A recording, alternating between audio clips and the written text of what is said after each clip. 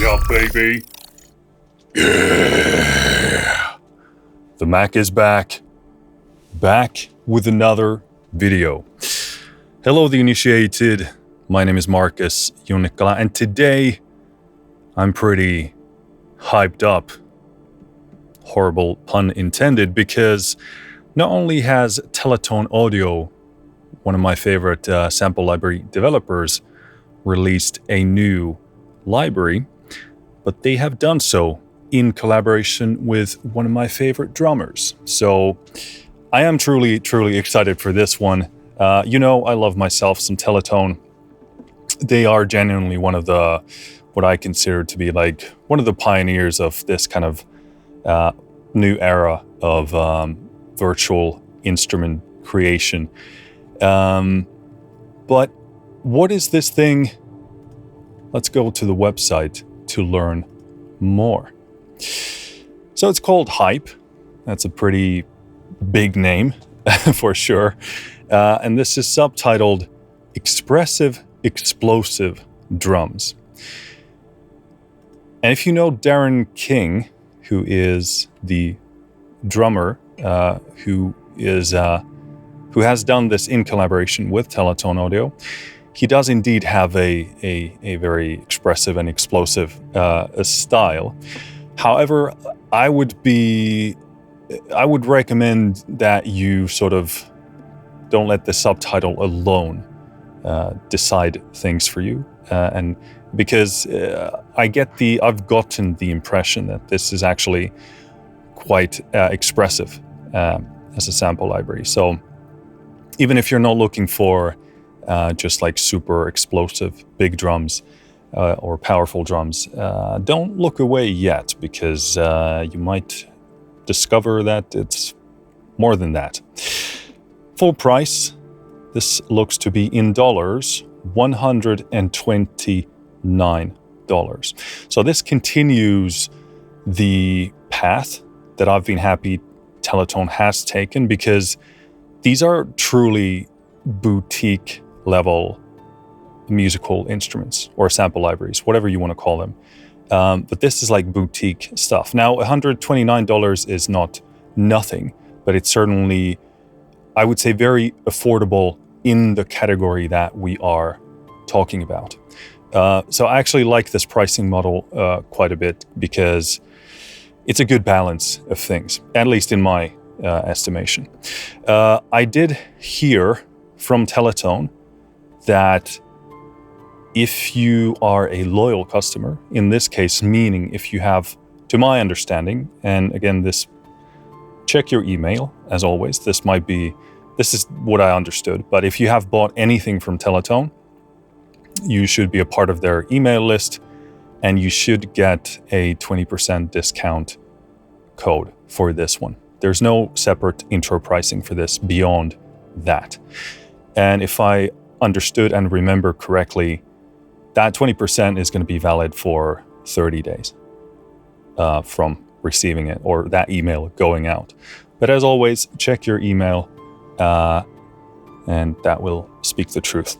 Because this thing hasn't been released yet, so some things might be subject to change. As you might see here, there's a button here that says free trial. And this is something I know a lot of people are, their fingers are, what's the saying in English? Anyway, they're super excited about that, because unfortunately, a lot of developers, a lot of companies either don't offer this or can't offer this. And to my understanding, with Contact, I don't know if it's possible to even do that. I'm not sure. Again, check your own facts. But as we'll come to soon, we can explain how they can offer this trial. But there is a trial available. I think it was 7 days. And I think basically you get like the Hype experience, but it's a more limited package. So you have like limited beats and limited kits. But it's a great way to get into this. I'm sure I'm not going to do the trial here myself. I'm going to check out the full thing, but a very useful tool for you to judge whether this is for you, because undoubtedly it's still going to give you the general vibe of it, the general experience, and then you can know if this is for you or not. So very happy about this, really cool.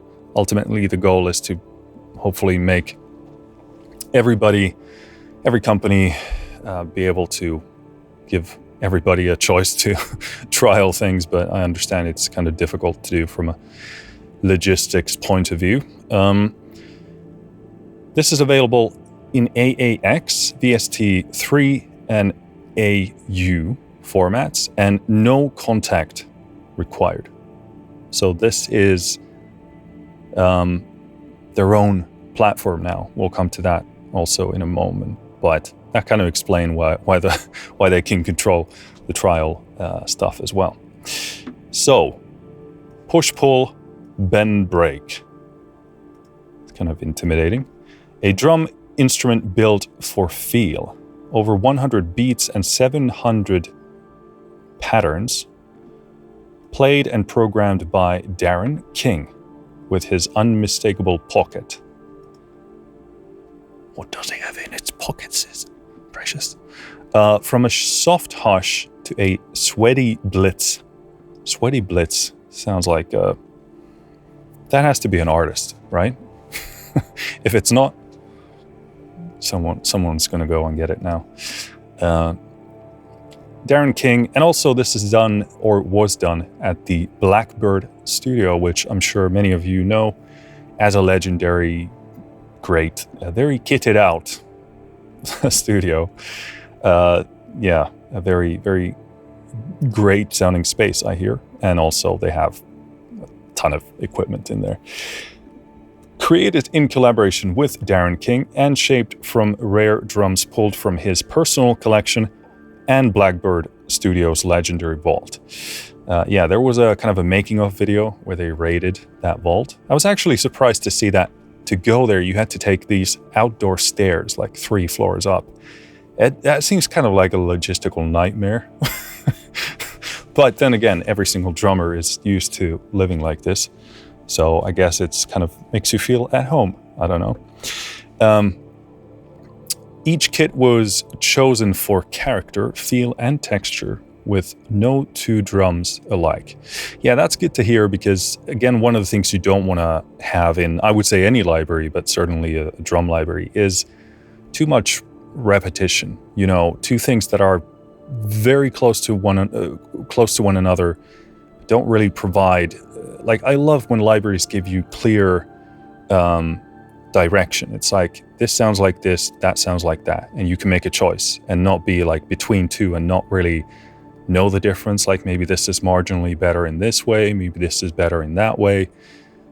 Having clear separation, distinction between sounds is very appreciated. And I think that's actually a thing that separates kind of decent companies from good ones. The pocket built in. It's got a built-in pocket, says. Innovative Beatmaker. So this is something that we've come to be familiar with from Timpo, your wizard Timpo, and Soulfly. So this looks to be, at least at a surface level, quite similar. Effortlessly create beats with human-like feel and performance-ready fills. So this is 100% true, at least with the previous releases, because I was actually I was chatting with the guys from Teletone after doing, I think it was Tempo or Soulfly, one of those reviews that we did. And I was convinced that they had basically taken real drum performances and recorded triggers from those and transferred those to MIDI, because the Beatmaker beats were so human-like. They were so good that I was sure that this is how they did it. And they told me no, like it's just, I believe, Jeremy from Teletone who programmed these. And obviously, not only is he apparently a fantastic programmer, drum programmer, but also that this engine can create the kind of variety and change that leads to like a truly human feeling result. and we'll come to those. We'll go through the Beatmaker, how that is done. But also, I should say, the sounds play a big part in that, because while the Beatmaker tells when those notes are going to happen, it's still much of the perception of it comes down to the sound, which kind of ties into the wizardry of how these guys can capture and produce these type of sounds. But let's move on. Bespoke drum kits. Hype comes loaded with rare handpicked drum kits chosen for character, feel, and texture. Good, we got that. And signature beats, again, that kind of is repeated here now. But yeah, so new information crafted by Darren King across a variety of BPMs. And I was actually, before getting into this, I was wondering, like, how are they, because Jeremy is obviously so good at making the beats, and Darren is a absolutely fantastic drummer. So I was unsure how this is going to go down. Is Darren going to play and then Jeremy is going to program based on his playing? I was not sure, but apparently, I don't know how that went down, but I got the impression from this and the walkthrough, which I partially watched. I skipped all the audio examples because I didn't want to spoil too much for myself, but I did go through it just to be respectable for checking this out, so I get as many of the facts correct as I can. But yeah, it seems like Darren did make the stuff in the Beatmaker as well. So that's very cool to hear. So this is one of the big things, standalone or in your DAW. And well, I should say this is the biggest thing. No contact required. And so this is their first independent instrument release. So Teletone has been releasing these effects processing plugins as, obviously standalone or as an individual release that they have done. But yes, this is the first one in the instrument sample library world. And obviously it's something that they will, unless something changes, that they will go onwards with. So I presume things from now on will be done by them instead of done in Kontakt, which is really cool. It gives developers a lot more freedom. I don't know how things change on the business front. I don't know much about what goes on behind the curtain between developers and native instruments. But regardless, I think it's cool for people to have their own platform, more control, more creativity, more flexibility. Having the trial here is really good. But yeah, excited for this change, and we'll see how it also panned out here. So yeah, you can run this as standalone app or inside your DAW. And as we touched on, VST3, AU, or AAX, and Mac and Windows. Cool. Got a couple of videos here. I presume this is like an announcement trailer. And on the right, we have a walkthrough, which, as I said, I did partially watch through. I watched through all the informational periods and tried to skip as much of the sound stuff as possible so I can experience it for myself and you can hear my authentic response to Hype. But as always, these videos are done really, really well, very informative, they're just really well done. So absolutely do go check that out. You can listen to Hype. Obviously I haven't because I want to listen to it myself. We have some pictures here, drums from the vault, from apparently a room that is exceptionally well air-conditioned. There we have Mr. King with his classic towels and what do you call that? What's that material called? Vinyl? Is it vinyl? Some kind of plastic, not vinyl. Acrylic. There we go. Jeez. Acrylic drums. Which actually I've heard pretty much nothing but positive things about from most people. I've never played an acrylic kit myself, but Good things I've heard. Okay, there's a big ass drum there. Oh, I love that finish on that kit on the front. The green, blue, red. I guess it's blue, red-ish. Okay, cool. Some vibes there. Darren King meets the Beatmaker. Explosive feel, unshakable pocket, rhythms that push and pull in all the right places. Darren King's signature approach comes alive with the Beatmaker designed to make every groove unmistakable. Yeah, so he made the beats.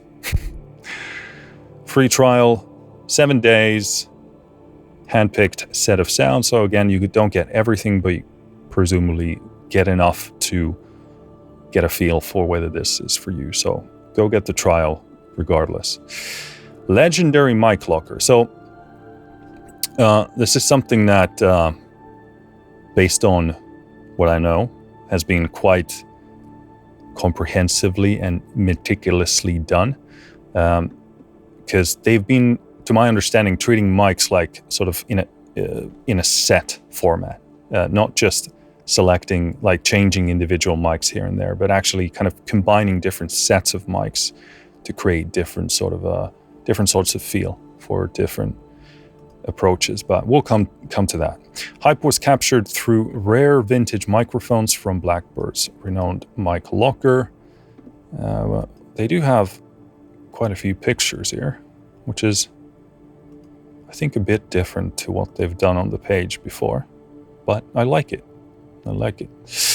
Cool.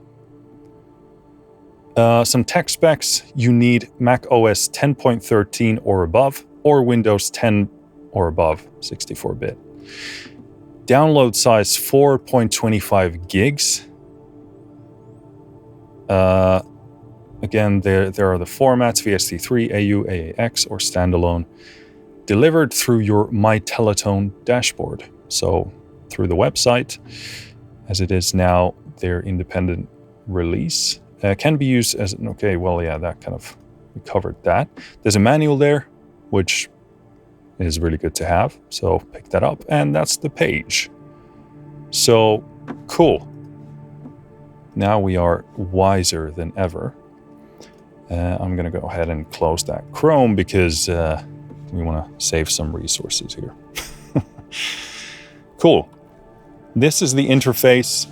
This is what it looks like. I actually really like this fresh, colorful, lively style. To those who are familiar with Tempo and Solfi, this looks rather familiar.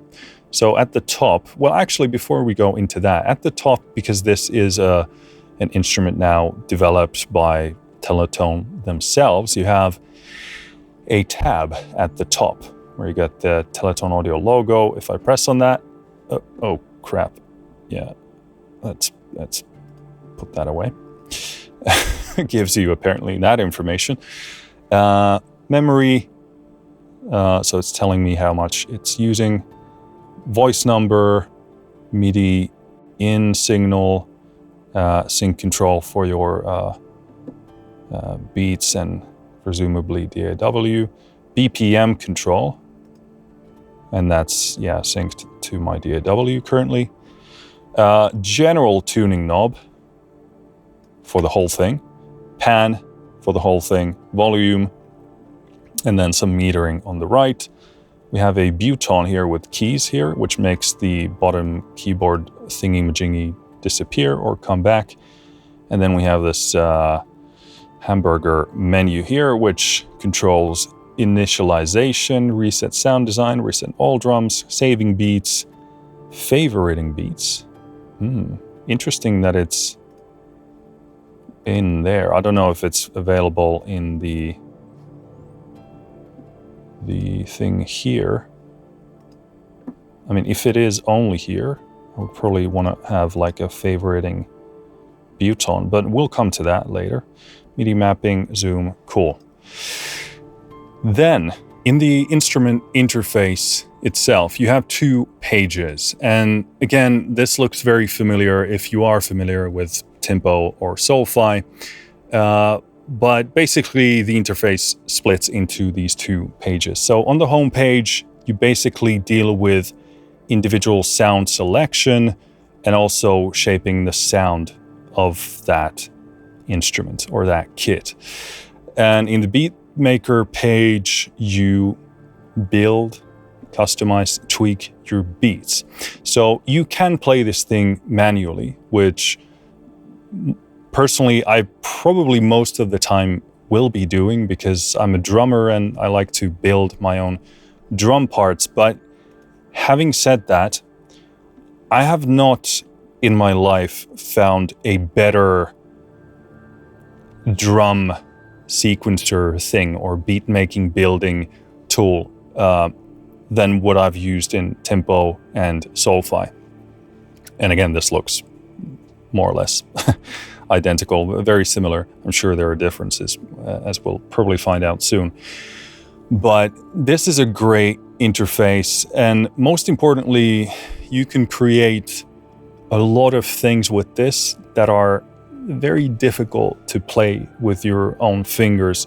It can be done, but there are certain things when it comes to feel and swing and groove that can be difficult to emulate. But at the very least, I use the Beatmaker as a source of inspiration because the beats there, the programming in those are just so good that oftentimes they can do things that I couldn't do myself. So I can use those bits and bobs as sources of inspiration for different drum parts. And even if you don't want to use a pre-made beat, you can obviously go in here and change anything. But you could like a hi-hat pattern and use that for your beat, and like the snare or the kick from another beat, and kind of copy and paste them, glue them together to form what you want to do. Again, I have no ego about doing that. I care about the end result, as I think most people should. What is the music actually going to sound like? And if this as a tool does better things than I can do as a drummer, I'm all in for it, because ultimately I care about the end result, and my limited capabilities as a drummer shouldn't get in the way of that.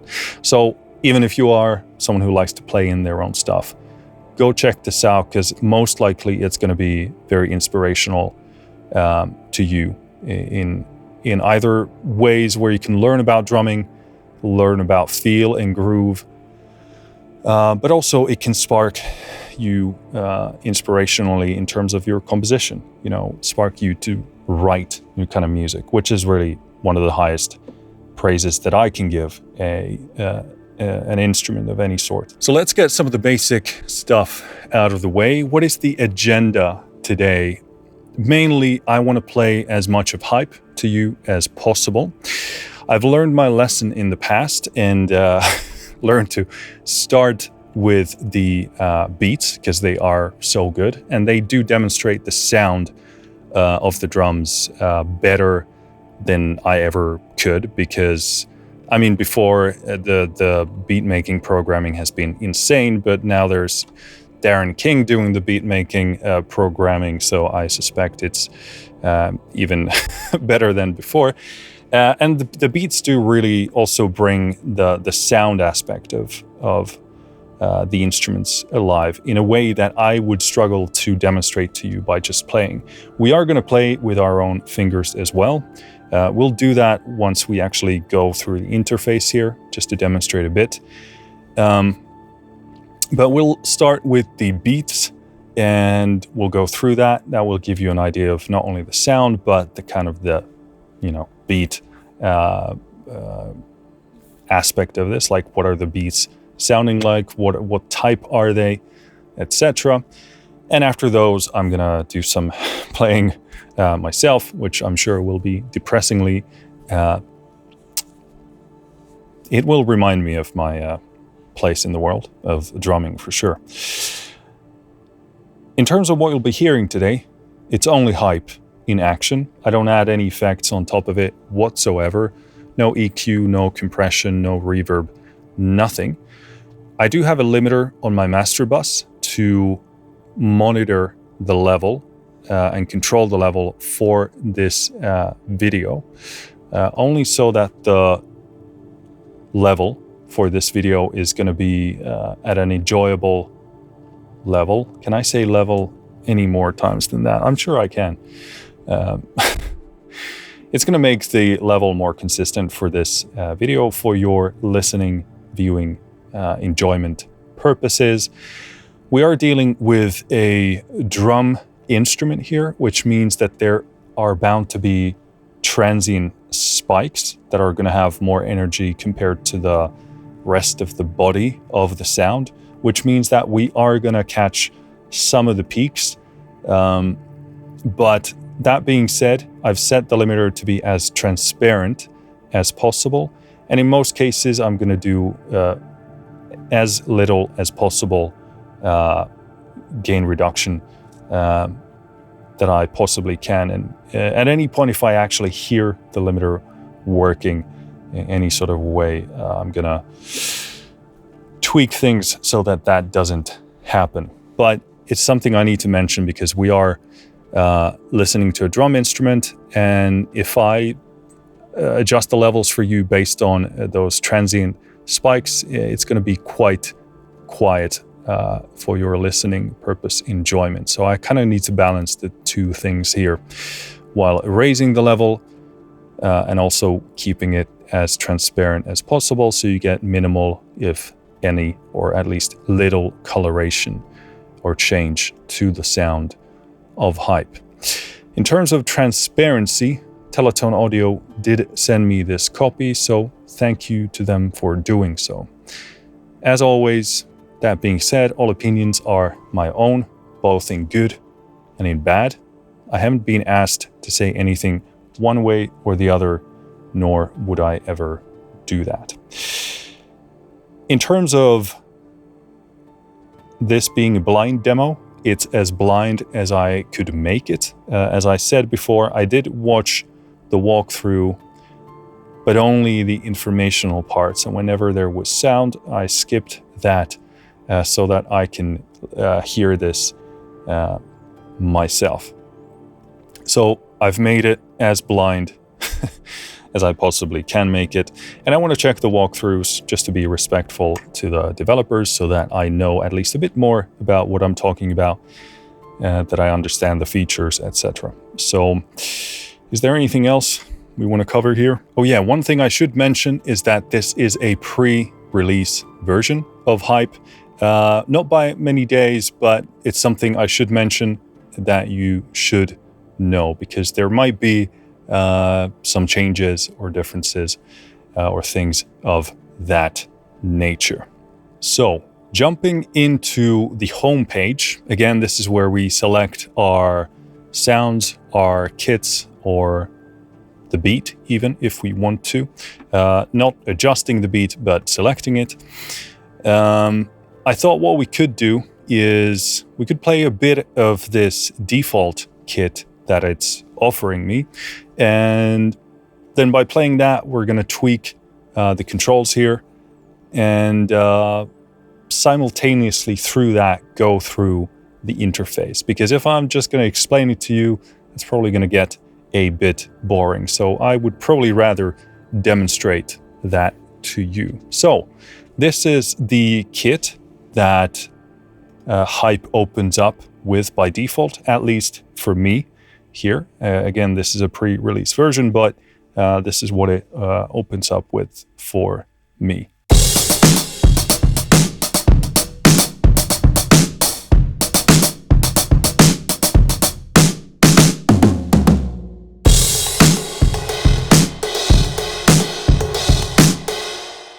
So that's what the default kit sounds like. Again, sounds very much like Teletone and Darren King. So, I mean, if you're into those sounds, it means it sounds really, really, really good. Some of the things I definitely would probably want to change here for this sound for what I want to go for.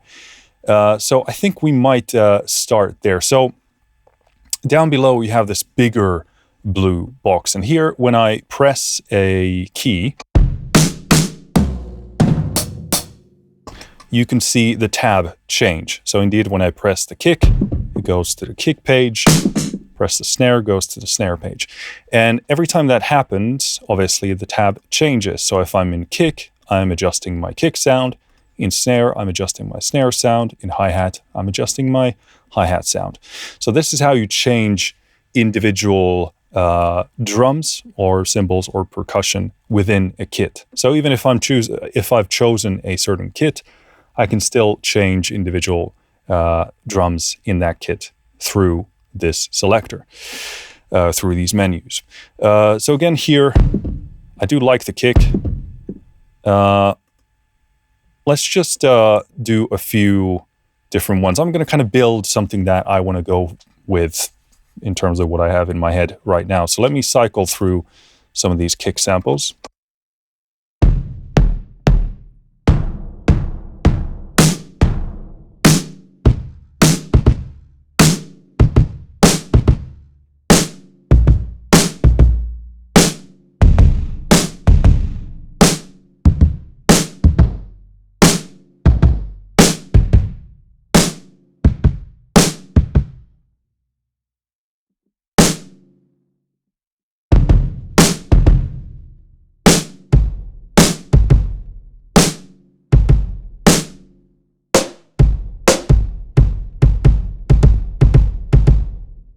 Okay, that sounds like fun. It actually... Oh, okay, so yeah, there we go. Because I was playing, I'm obviously changing the tabs as well. I thought I was being smart, but seems like 2 brain cells are not enough to use hype. Let me choose the kick again.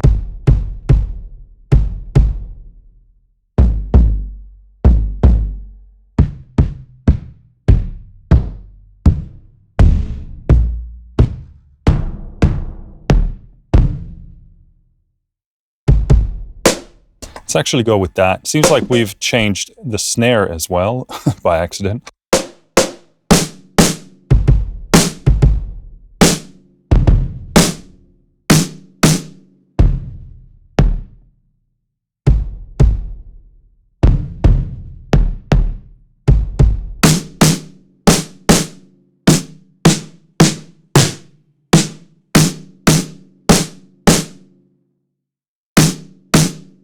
Let's go with that. And also I want to change the hi-hat.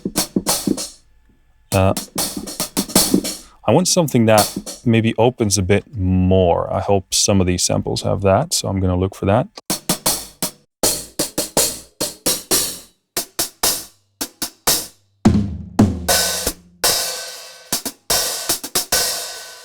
Okay, seems like they've mapped that to a different key here.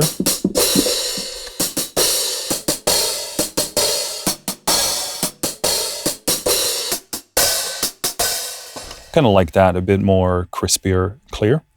I actually like the toms a lot. This is something I'm super happy with because I don't personally like a lot of toms in a lot of drum sample libraries, but Darren King has a very specific sound and style for them. They often tend to be like, kind of like very muffled, kind of lo-fi and sort of like, how should I describe it?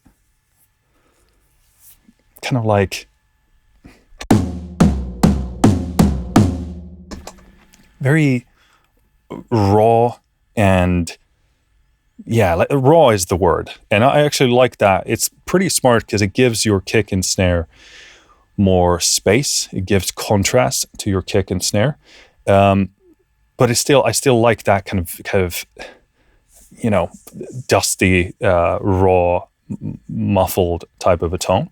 So I actually like that. I do want to change the ride because again, I like this. Doesn't quite sort of like sing the way that I want to, so let's change that. That's really nice, but I want something that maybe splashes a bit more when I hit it harder.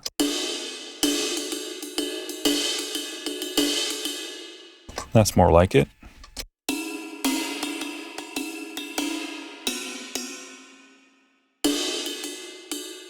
Okay, let's go with that. So this is how you change individual drum sounds here. Let's play a bit more of this, what I put together.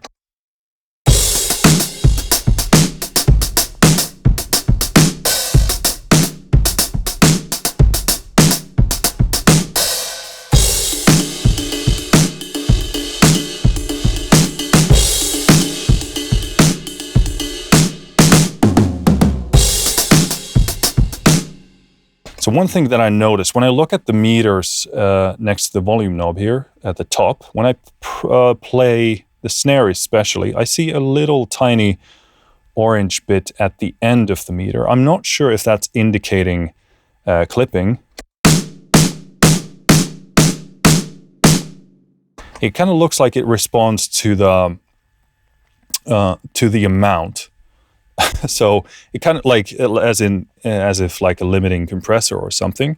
I don't know why it's so small. Again, maybe this is a pre-release thing or something. But I definitely see it. If there is something like that going on, I would love that to be sort of a bit clearer or bigger to notify me that I am clipping, and also to show me how much it's actually like maybe soft clipping or like soft limiting the sound. Let me have a look. So maybe I just, for the sake of that, want to pull back on the master output a bit.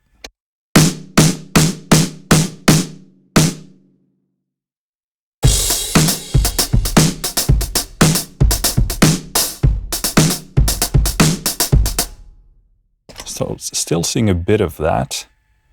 Let me try this.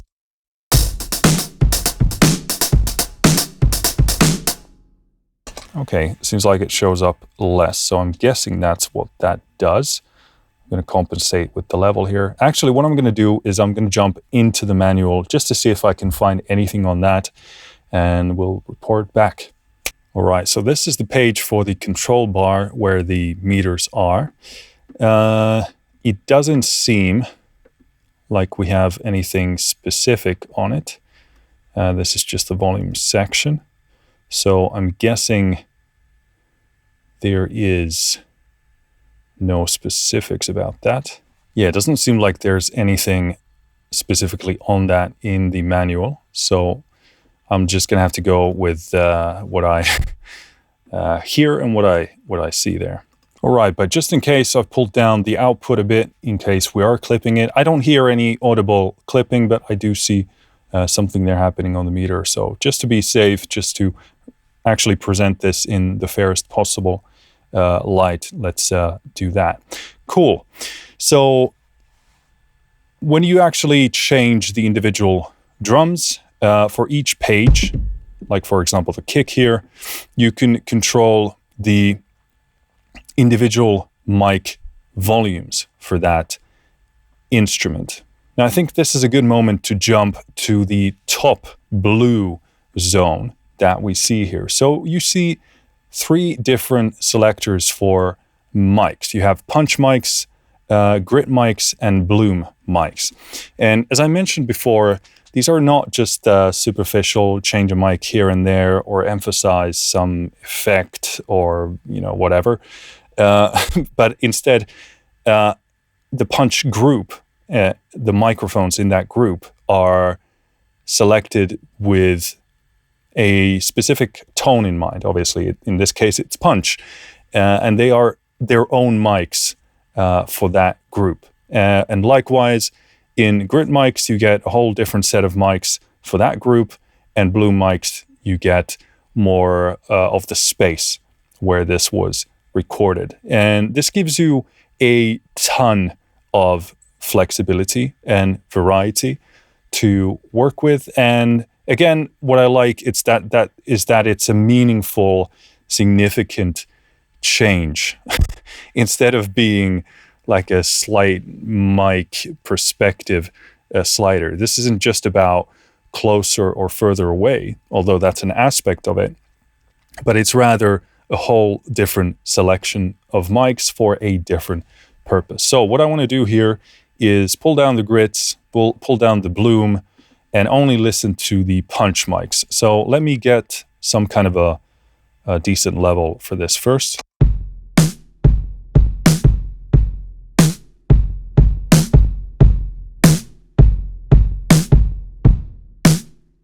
Something like that. So this is the punchy sound.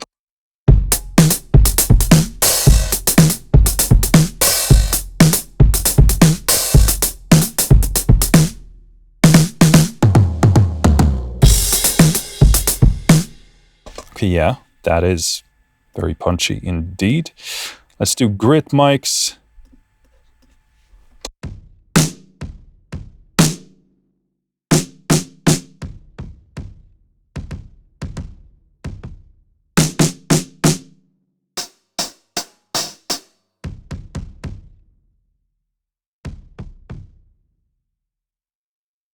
Okay, I was wondering why the kick is so quiet, but in the kick mic level there, the grit is set to be low.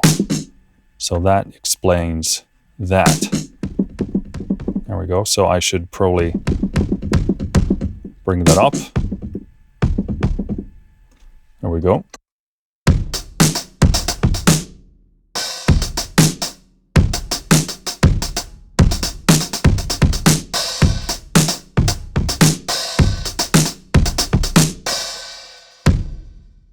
Okay, very cool. Very, I mean, textural. Grit is a good word for this, for sure.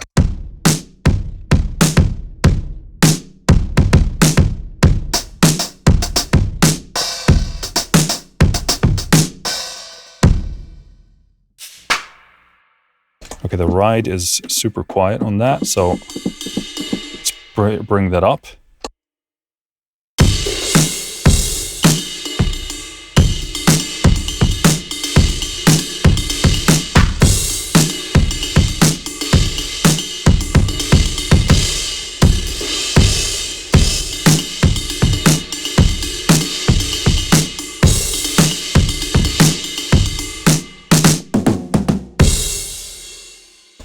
Okay, cool. I like that tone a lot. That's super nice. I'm a big lo-fi type of a person, so that really caters to that a lot.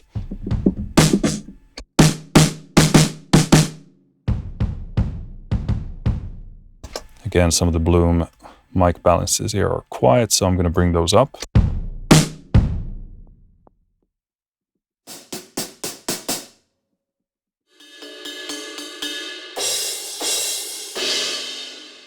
Cool.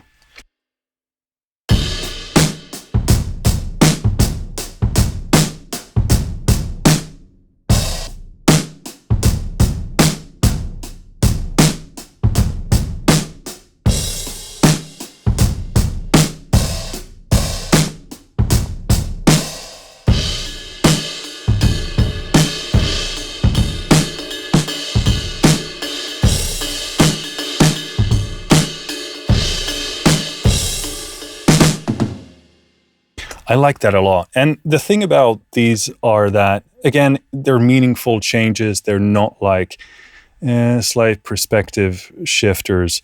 They're actually different sounds completely. And I like this. This is more roomy, spacious, but not excessively so. Like, this is still within the realm of a drum sound. It's a roomy, spacious sound, but it's not like reverb.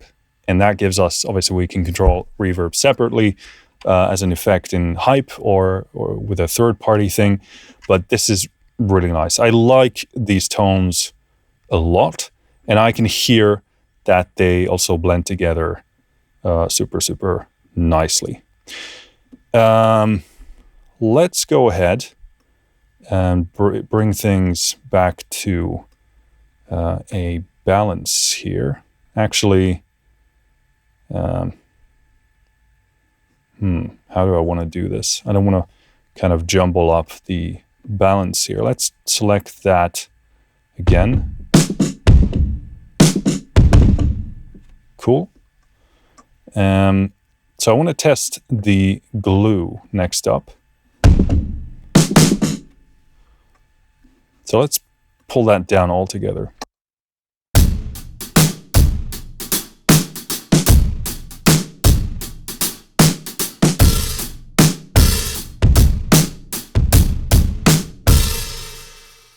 That sounds really, really good.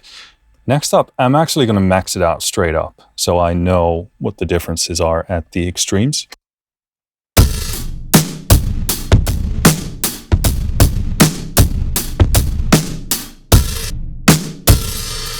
Okay, that's cool. And I actually like to do this a lot because when you really max out a compressor, it tells you what its sound is like. Like if you want to hear the character of a compressor, you really want to push it at its extremes to learn what it's like, to learn what it does, to learn the texture and the behavior. So this is really good. Obviously, this is a very extreme thing, but I can hear how it moves. I can hear how it pumps, and I actually like that a lot. So now it's just a matter of pulling back to a reasonable level here.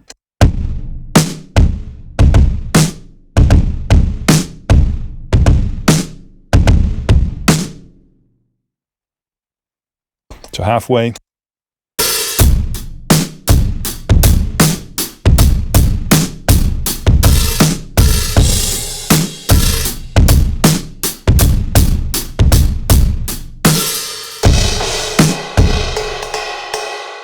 Okay, that's a bit too excessive. There we go.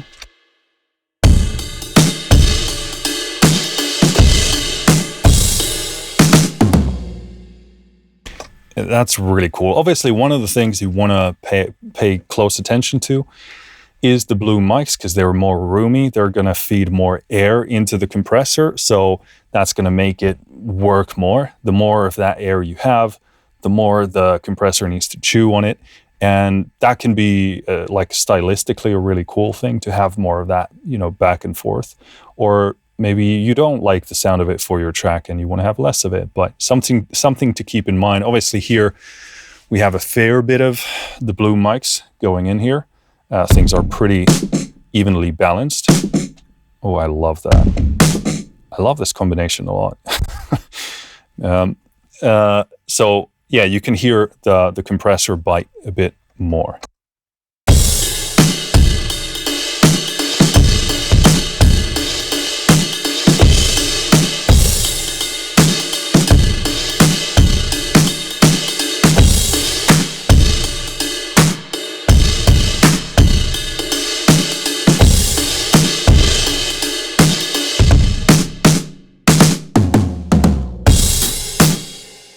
Okay, cool. And then let's do like a 25% version of that.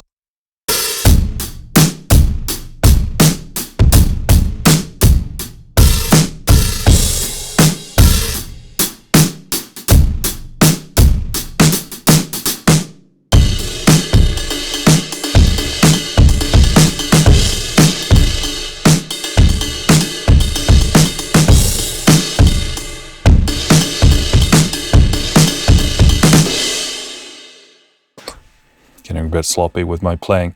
And let's do like a 75% version as well.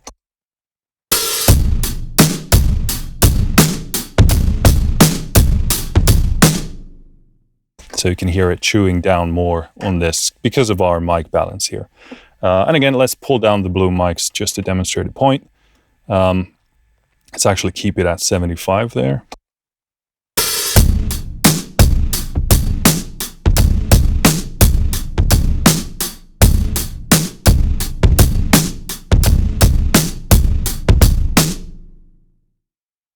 So yeah, you can hear that it doesn't need to struggle against all of that moving air as much. Very cool. I like that. That's nicely tuned, nicely balanced. Saturation. To my understanding, this does even harmonics. So this would be sort of maybe closest to something like a tube type of saturation. So completely turned off here.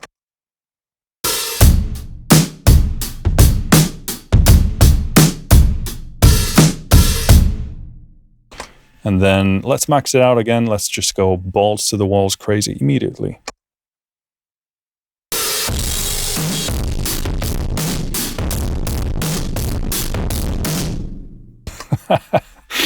That's crazy. I'm actually gonna, that obviously compresses the sound a lot, so I need to raise the level here. But that sound, I mean, that's obviously super extreme, but that sounds good. That's good distortion. Let's find a decent level here.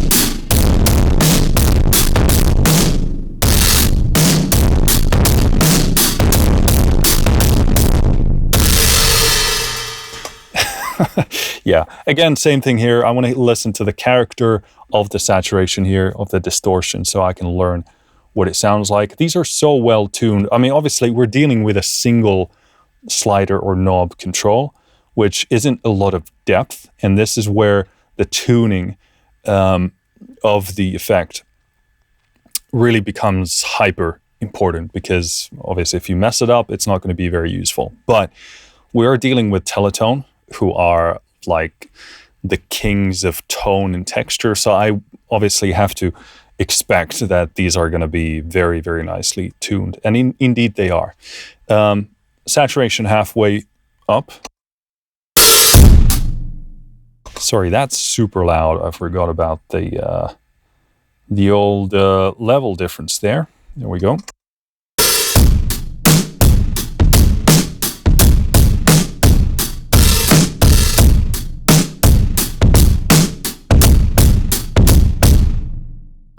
So yeah, halfway through, and then this would be like 25%.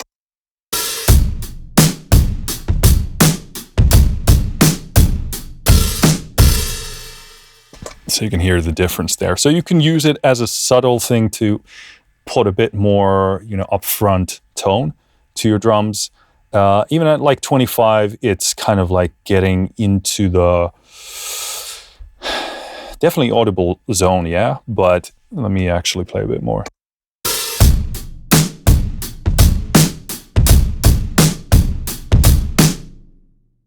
Kind of fattening the sound.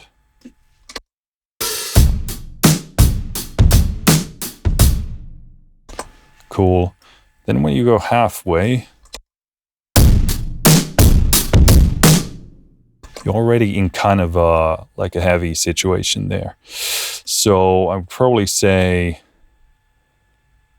like the first third of it is kind of like subtle zone.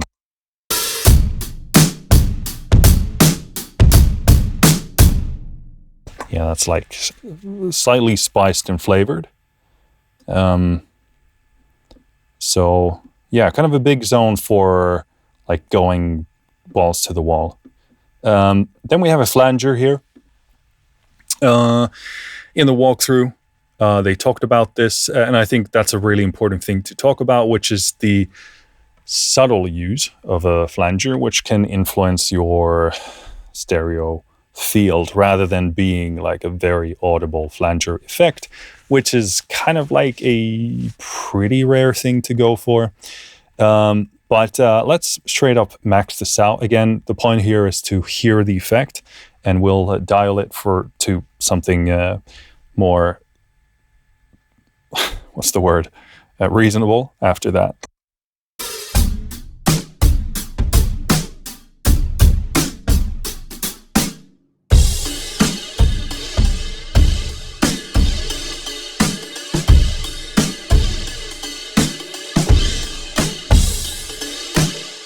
It's kind of funny because the flanger makes you kind of not feel your hits the same way at certain points when the phase is moving. So it kind of makes me wonder where my playing is going. I will say this sounds extremely smooth and pleasant. There was one point, maybe a year or a couple of years back, when I was kind of looking for a flanger for, again, that very subtle stereo kind of modulation type of a purpose. And I did find, my previous experience to that was that flangers tend to be kind of very brittle and not nice. And then I was looking for something that emulates more like an analog type of a thing, looking for like a smoother flanger. And I'm really happy to hear that this sounds very, very actually buttery.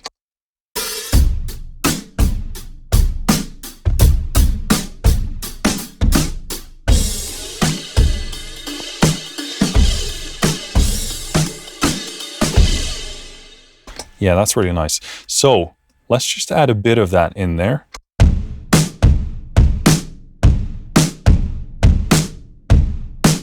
So that's kind of like the level where it becomes audible there for me, for these sounds. Yeah, I also hear it a bit more with the hi-hat in there. So I'm going to pull that back.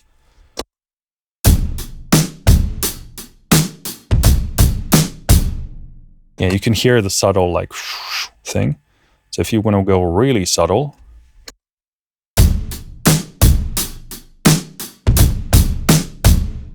obviously, if you're going to introduce any amount of like flanging, you're bound to hear it, even at low levels. Let me see where I can really put it in there, put me in, coach, and still make it be more subtle than not apparent.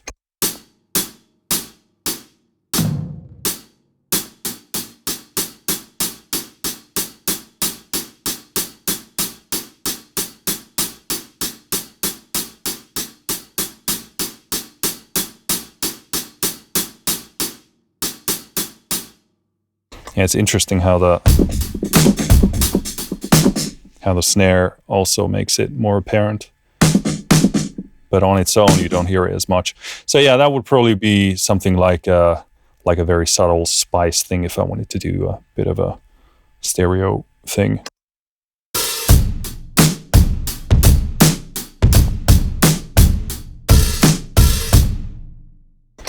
And let's pull it down.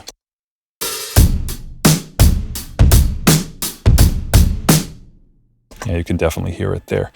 Just for testing, let's put it halfway through.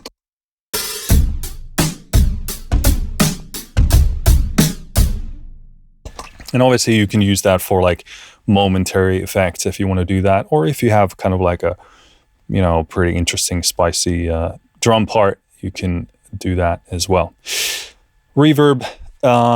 Here you get different reverb options of flutter, gated long and short, plate, room, slap, spring coil, spring tank, and spring vintage. So those are the options you have. Obviously, Teletone has a bunch of different reverbs out now, and those are their, you know, own effects that they've made from the ground up. So this makes me kind of wonder, have they, you know, I mean, I presume they're using those in here. And yeah, I should mention all of the effects here, obviously, since they've built this from the ground up all by themselves, independently. This isn't using third-party effects anymore, but the DSP is their own. In terms of all of this, like the compression, saturation, flanging, reverb. So yeah, I would presume these are probably not the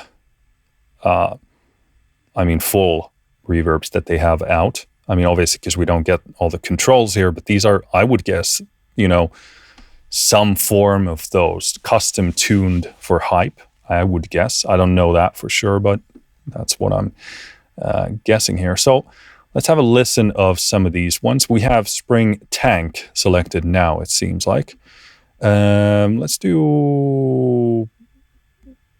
Let's just go in order. So let's do flutter. And again, I'm going to max this out just so I can hear the character of the reverb.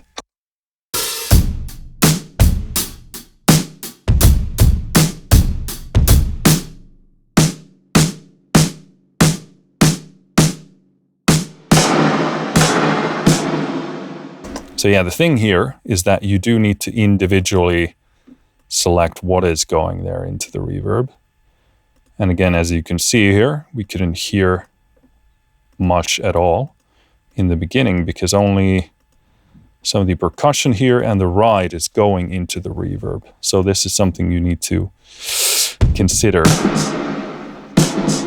This isn't something like that it kind of glues on top of everything, but it's rather what you send in there.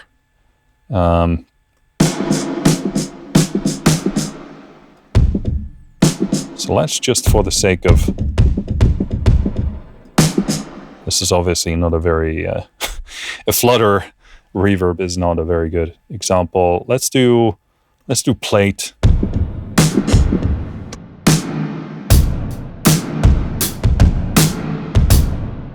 Obviously, I would not actually send a kick.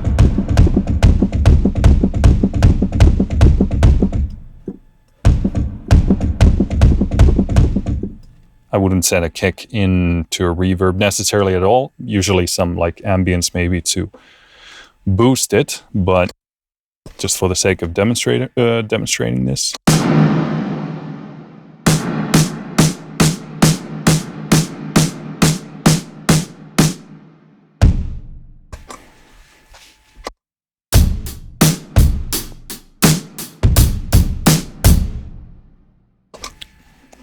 I mean, again, I wouldn't do this, but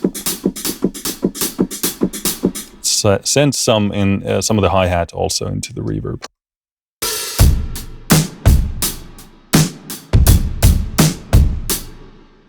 So you can hear a bit of that character. Let's do room.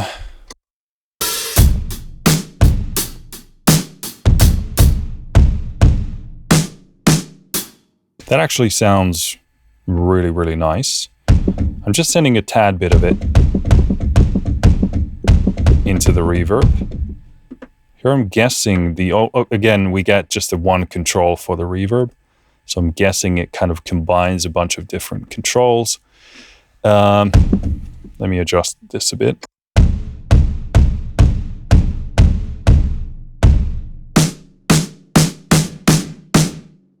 So for the room, you can be a bit more gracious with how much you send in there.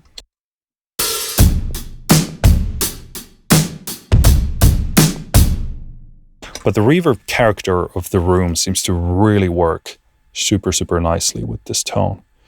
Let's do a couple of spring reverbs here. This is the Vintage.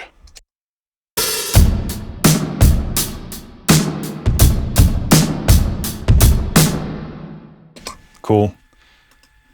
Again, this is not something I would do normally, but just for demonstration purposes.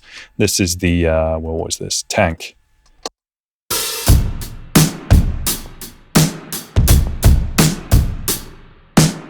Gives you more of that kind of swirly type of a thing. And spring coil.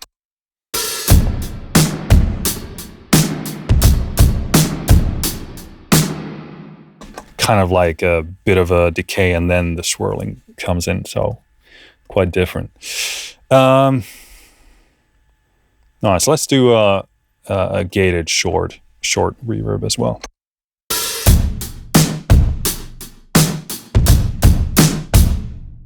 I actually like that a lot. That can be used stylistically for very, very cool things.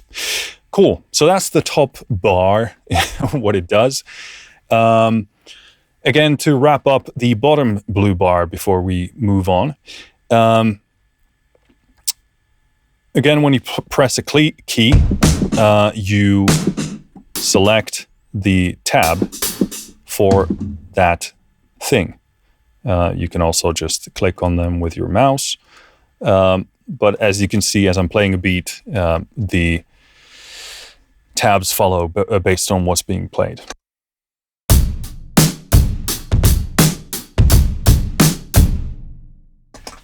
So that's how it works. You can choose output control. So if you want to send like a kick or a snare to its own track in your DAW, you can do that for mixing purposes, as I'm sure many people want to do. You can reset drum details if you want from that Teletone there.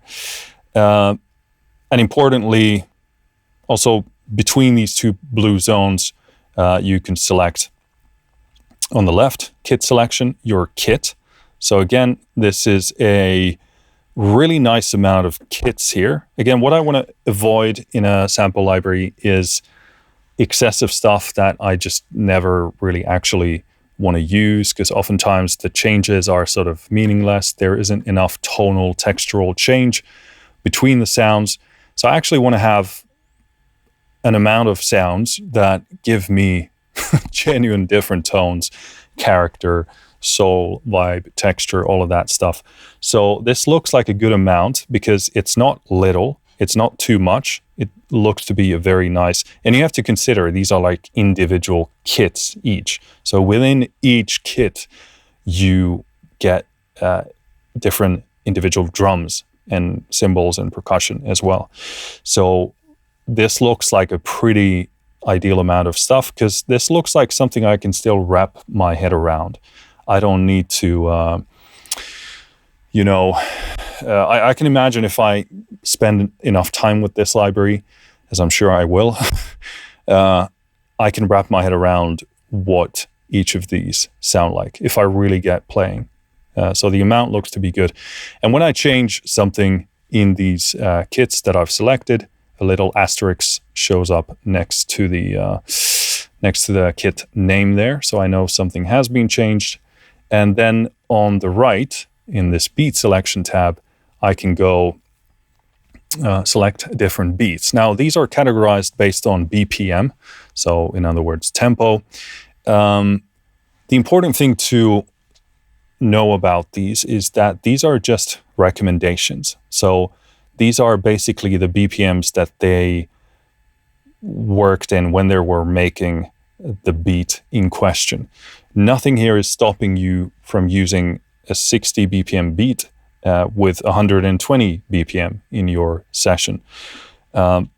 Nothing stops you from doing that. These are just kind of suggestions, effectively, that they worked on for these beats. So, and oftentimes it is the case that I take something slower and test it in something faster, and it creates completely different results. If you take something that was written with 60 BPM in mind and you play it at 100, it's going to sound very, very different, even though nothing in terms of the pattern of the beat changes. So don't be afraid to, go into BPMs that are outside of your current track BPM.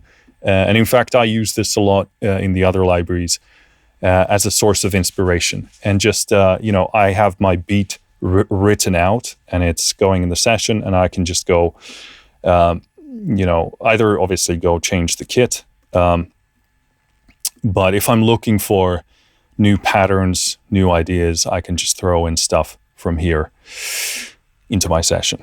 And again, here, if you change something about the beat, then a little asterisk shows up next to that beat name as well. But again, to wrap up the bottom blue half, for each individual drum, you can control the mic volumes as we have done already. So again, grit, punch, bloom. You can also link them by pressing this link chain icon there. And as I pull down punch, it's going to pull down grit and bloom as well. So let's do something a bit more relative balance here. I'm going to just throw these around like this and link them again. If I move punch, it's going to, in a relative fashion, move bloom and grit as well. And this is really good if you're kind of looking for the optimal balance between these different mic groups. And also good for if you want to go for something more ambient in your verse, you might want to rely on the bloom mics a bit more. And then if your chorus really kicks off, you might want to lean into a more punchier sound or grittier sound. So that allows you to, in an interesting and also balanced fashion, move your mics in relation to one another. That's very cool. There's a utility tab. You can pan individual drums or tune them. Very useful. You have an equalizer with a low frequency, mid frequency, and high frequency control. And then there's a Transient Designer. And Teletone I would say very appropriately talked about how important this is as a control. Because I would agree that any sort of modern virtual instrument drum kit should have a Transient Designer control, because it just gives you so much more flexibility in terms of what sounds you can pull from each individual sample. Even if the samples are already fantastic on their own, the Transient Designer just exponentially increases the possibilities, because you can make that sound shorter, you can make it longer. So this is really, I would say, like an essential tool in this day and age to have with a drum sample library. And this is already a very comprehensive library, clearly, but this just kind of exponentially expands the possibilities of tweaking an individual drum. So again, here, importantly, you have to realize that these are this is instrument level control. So again, let's play the snare here and play with the Transient Designer.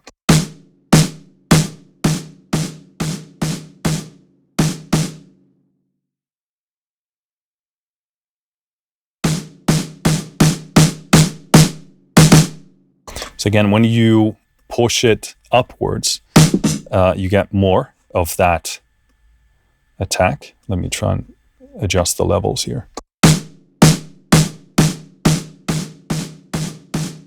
And as you pull it down, it becomes more muffled, more softer. Sustain, same thing. If I max it out, you can begin to hear some of those resonances of the snare being accentuated. So this isn't just a control for the note length. It isn't even just for it's textural and tonal control, but it also changes the actual character of the instrument, because even when the original sample itself isn't very ringy or kind of resonance heavy, this control allows you to pull, kind of force pull those tones out of that snare. So you can hear this is kind of punchier, crispier type of a snare. But as I begin to pull, and okay, well, let's keep the attack at maximum as well. I'm going to push the sustain forward, and you're going to hear how it's kind of pulling a ringiness, kind of resonance out of the snare.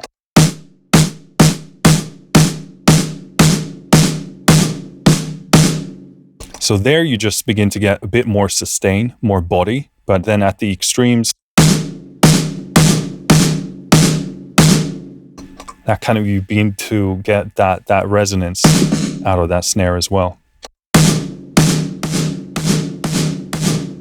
And then if I pull back the attack, as I just did, you get this kind of like whooshing, swooping, almost like gated type of thing. Kind of, swooping like that. Now I can also pull back the sustain altogether, and that creates a super muffled sound.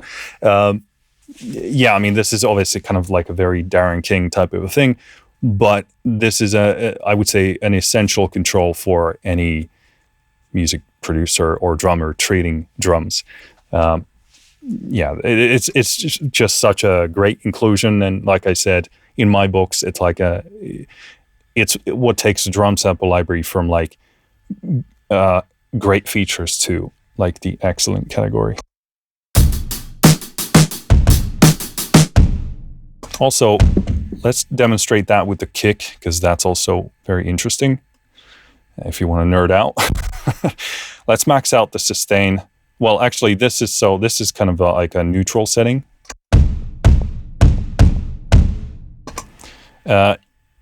Already a kick with a decent amount of body and kind of decay and resonance. You can hear that. And so if I max this out,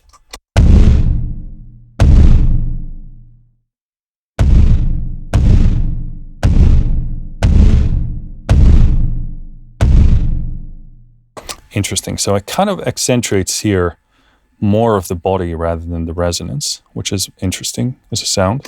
And then I can pull back to sustain to create this very muffled kick. And I can boost the attack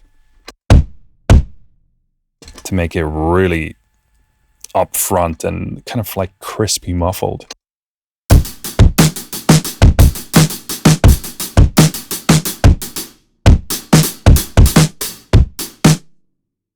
I'm so used to the open hat being on this key, but instead it's here, so I kind of need to kind of adjust my hand.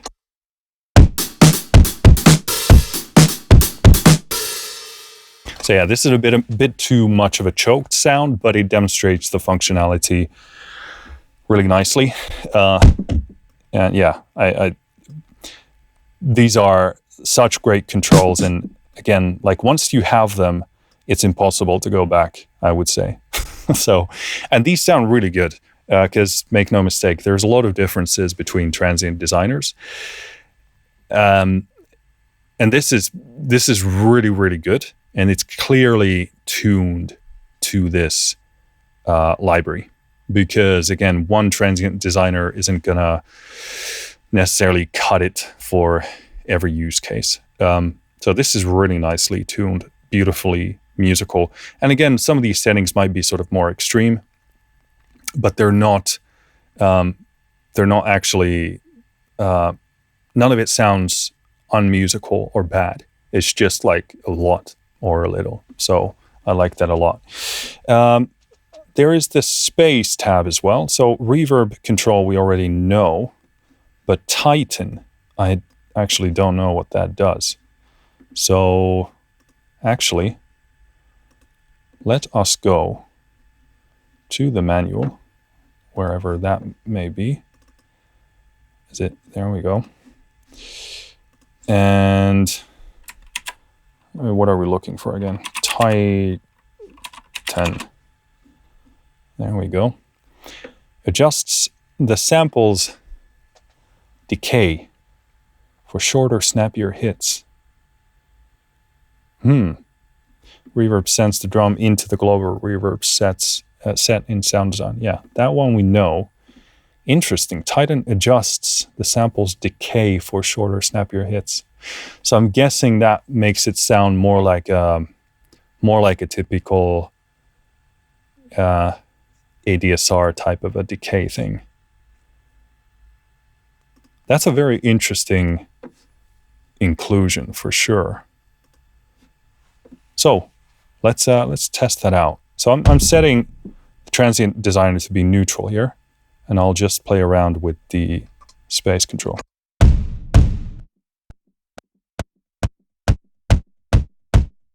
Yeah, so it sounds like more like a typical absolute ADSR type of a control that genuinely just cuts out the sound.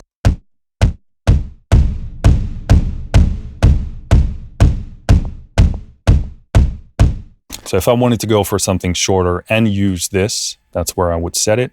Let's do the snare.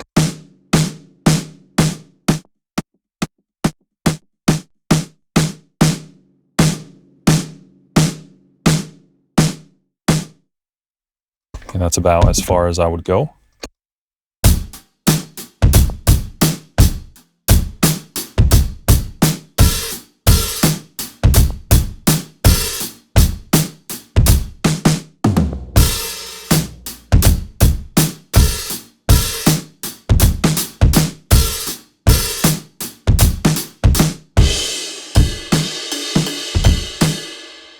Okay, that's interesting. It's definitely a very different flavor. Because the Transient Designer kind of chews into different aspects of the sample itself. This just kind of controls the sample length and duration itself. Very interesting inclusion. I actually like that a lot. I'm not sure why it's in the space section. This seems more like it could be somewhere else. Maybe it was like the Odd Boy. That couldn't be. They didn't find a place for it anywhere else, but maybe there's a good explanation. I'm sure there is. Regardless, I'm happy that it's in there. Cool. We have finally covered the homepage. Geez, that was a very long interface go through thingamajiggy. Going into the Beatmaker page. So again, let's go into the beat selector here. Let's do something at 130. Let's choose infotainment because that sounded like fun. I'm going to change my BPM into 136 like it suggests me to do. Again, I don't have to, but I can. And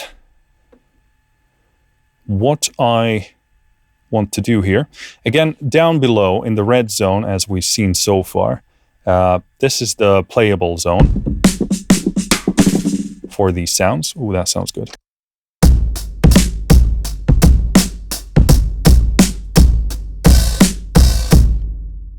I mean, anything I hear here, I probably want to just play immediately. But the blue zone is something that triggers the beats.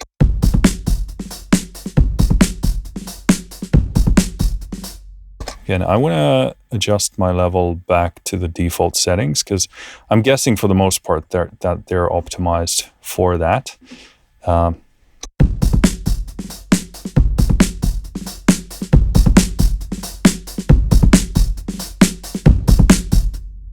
Very cool.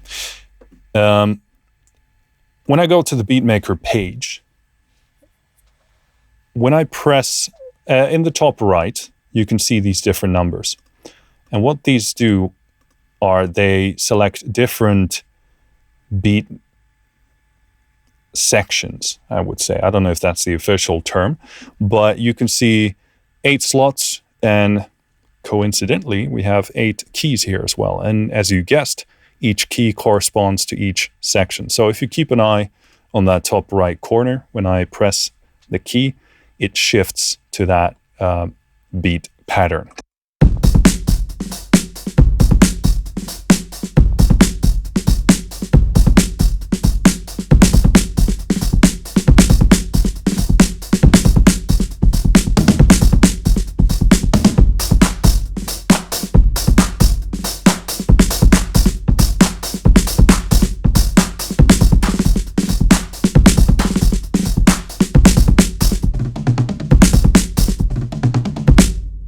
There are the Darren King fills. Yeah, I mean, for example, this sounds something like to me that would sound actually maybe more interesting to me at a lower tempo. Let's just throw 100 BPM there.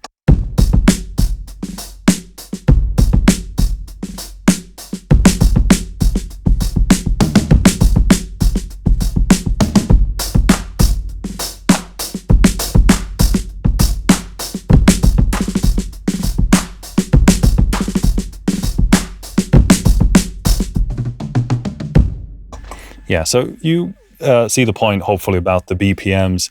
They're just something that they thought about when they created them.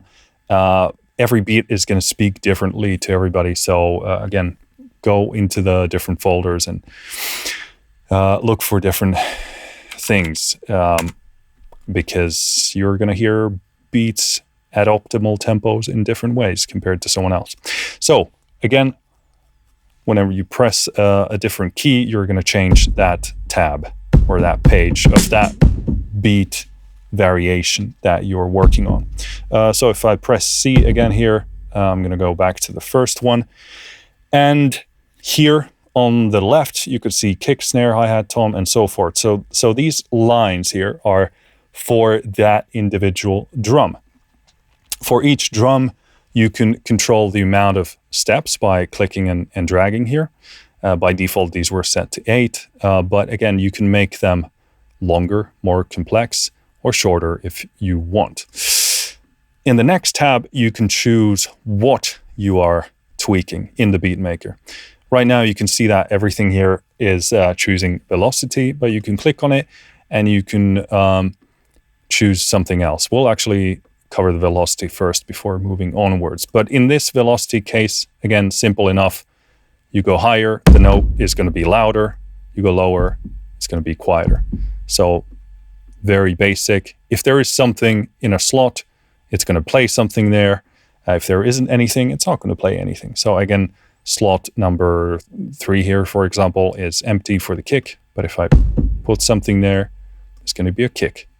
And if I pull it down, there's not going to be anything there. So this is how you build your beats. Again, you don't have to start from an initialized perspective because there's a lot of beats here to choose from, as you can see. But I know this can look sort of like intimidating at first, but once you kind of familiarize yourself with the system, it's super fast, super intuitive. It's actually a very remarkable achievement. I think I praised this in the tempo review. Once I understood how it worked, I was like, wow. And you can really see how it works once you start playing with some of the beats there. So, but you can also tweak feel. So I believe if you drag it up, it pushes the timing of that note forward. If you pull it down, it pushes it backward. This is a really, really important aspect. This is one of those things that can shift a drum performance from good to excellent. You can see the timing here. Let's have a look. Do we have any? So I believe you can press Option and, oh, sorry, Shift and click. Okay, so we have no feel, no feelings, no feelings for any of the beats in here. So yeah, you can Shift click on Mac at least, and change all of them simultaneously. But feel, you can again adjust the kind of micro timing of each note, and this is like, again, this is like a super big thing to control. Just gives you so much more, so much like variety in the kind of drift and human likeness of your drum performances. Spread, this means stereo spread. So you can move a hi-hat from one end to the other. For example, if let's do something like that. This is not a very good balancing, but let's see how that works.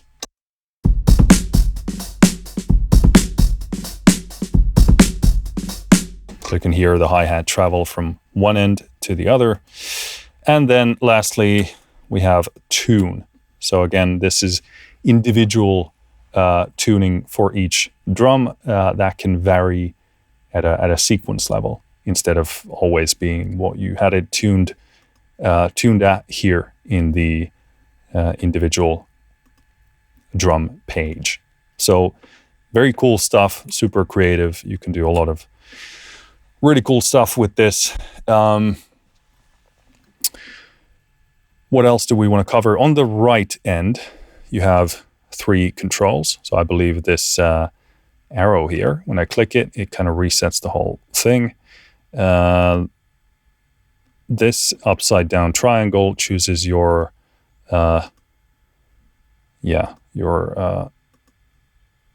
divisions there. Cool. And then there is a randomize button, which comes in the form of a dice. Now, this is really cool. Not only is it, again, one of those that I would say like super essential, awesome features that needs to be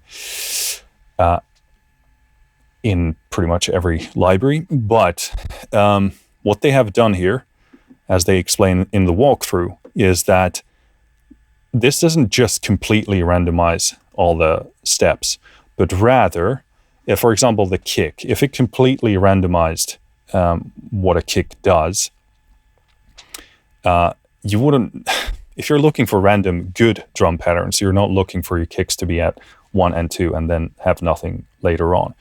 That could work, but the likelihood is pretty low. So this one, what it does, I believe, I'm trying to explain this properly, they take all of the beat patterns of hype and they've analyzed those patterns, and based on kind of the averages of those different beats, they take, for example, the kick patterns and then kind of based on that information randomize it in ways that are typical behavior for a kick drum. So for example, here I randomized the kick. This looks interesting and fun. I'm going to randomize this for the snare as well. Okay, cool. Let's randomize for the hi-hat. Okay, interesting. And let's actually just press play and see what happens.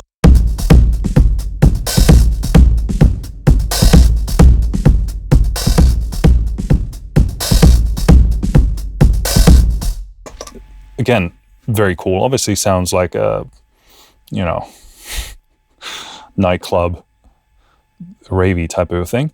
But let's just randomize everything here for those 3 again and try this.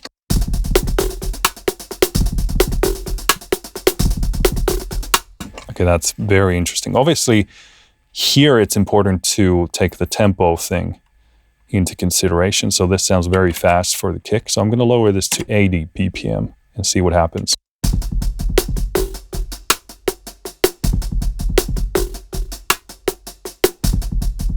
Yeah, again, super fast, but very interesting stuff.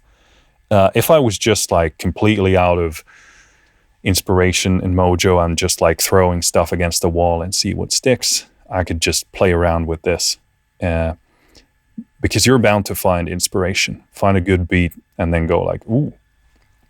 And I think the way they did this randomization, based on kind of the averages of all of the beats in here for the individual drum patterns. It's I would describe it as pretty genius. And I'm going to leave it at that because I don't want to. I had an idea. Let's see what I'm going to do with that.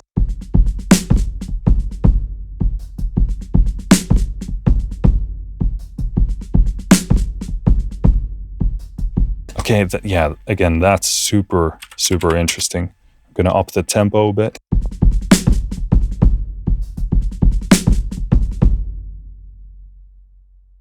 Very cool. And last example.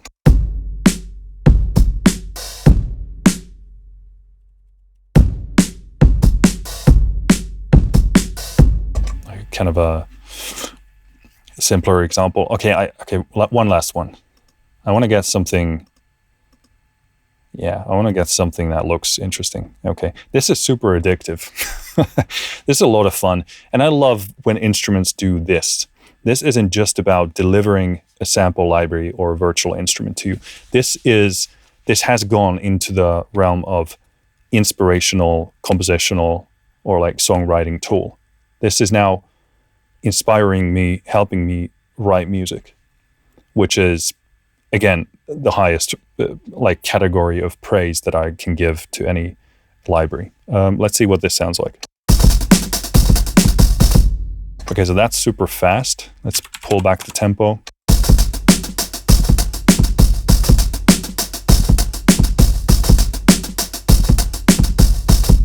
That's an interesting kind of sluggishness there for the kick drum. So I would probably tweak that, but it's actually an interesting groove. So if I go into feel and randomize this, does it? Yes, it does. That's very cool. Very cool stuff. Again, it kind of makes me think differently, which is, again, some of the highest praise I can give. Doesn't seem like it wants to. There we go.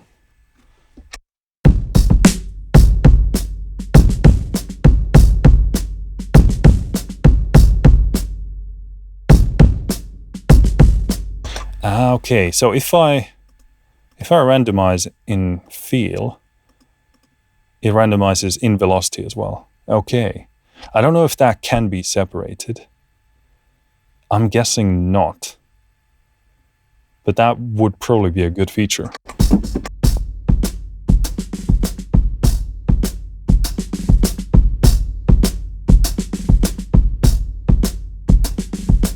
Yeah, so I'm happy to report that not only does that work, but it works. I don't know, my expectations were pretty high when they explained it. But that's just because you're used to certain quality when a company delivers. So this works, yeah, as well and actually even better than I expected. So that's beautiful. On the right, you can choose the swing for your beat as well.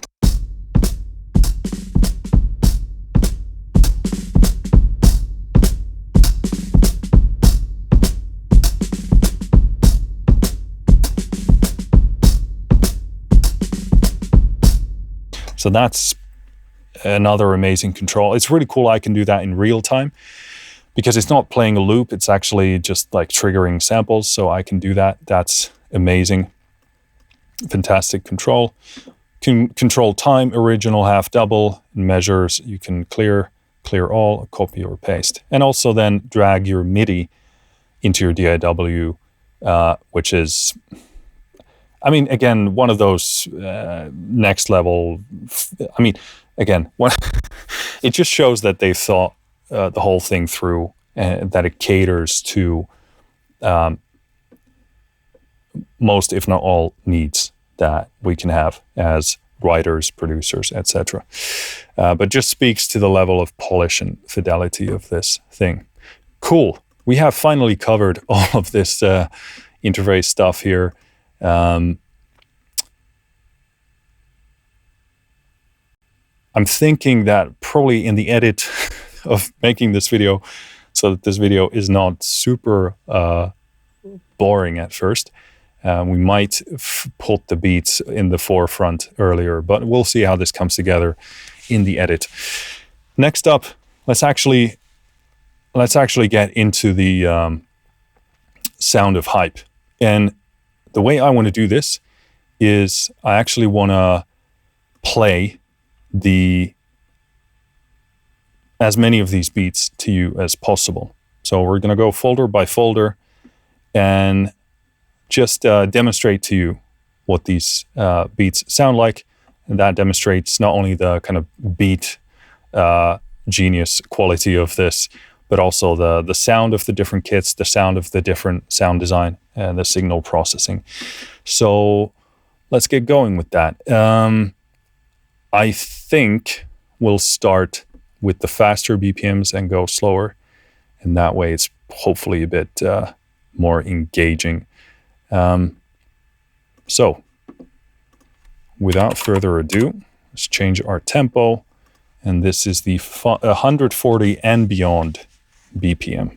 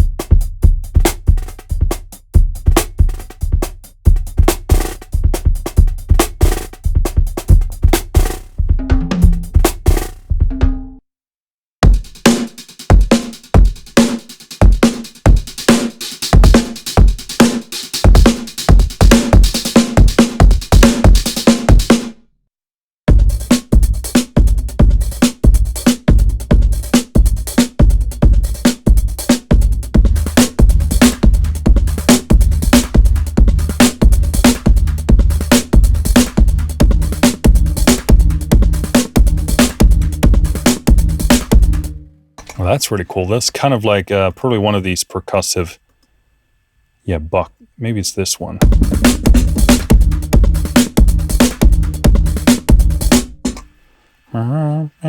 Let's see. So it's the toms doing that. Let me, very interesting tone. Kind of gives it that electronic edge.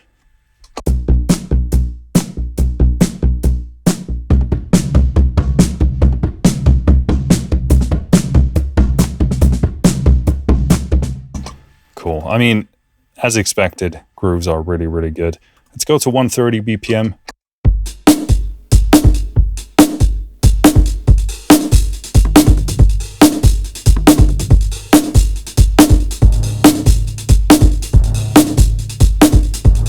Again, another new interesting electronic thingy-majingy there. Yeah, these groove a lot. This worked really well at 140, but let's pull it back to 130.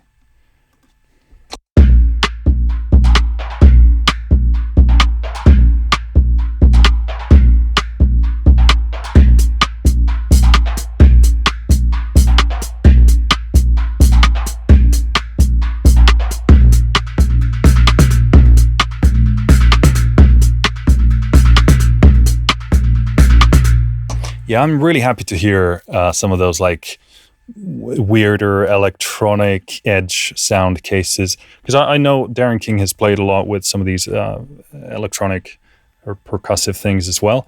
And by the way, the percussion here is very comprehensive as well. Something they kind of said they went maybe a bit overboard with, but I'm actually really happy they did. It's kind of I would say typically kind of a too overlooked or underdone aspect in a lot of percussive libraries. And I think there's still not enough percussive libraries doing weird, odd sounds. So I'm actually really happy these are in here. They seem to look more, like acoustic sources rather than some like Lindrum or other stuff that Darren has played with. But I'm guessing they process these through things to make them do the funny business. Okay, let's keep going.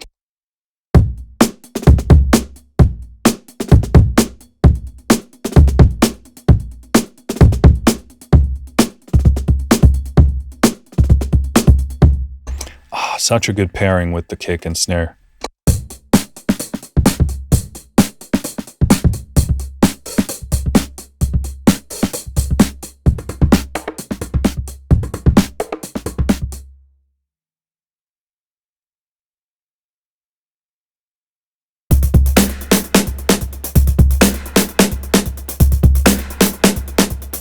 Yeah, it's a beautiful example of controlling the send of that.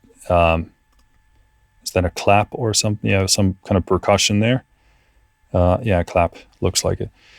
Into that reverb, really, really nice.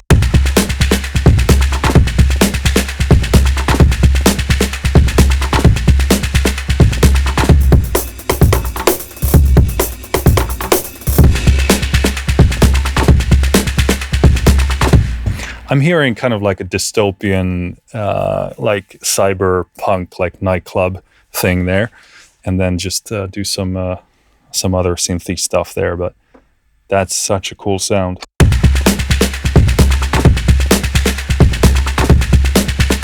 That kind of there at the top really creates a really cool vibe. That's amazing.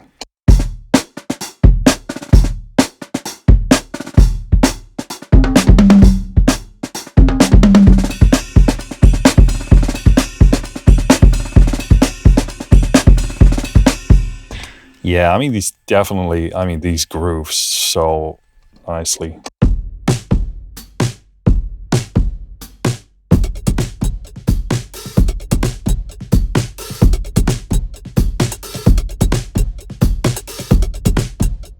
Yeah, I love that top end pattern there. I wonder, is that the ride or is it...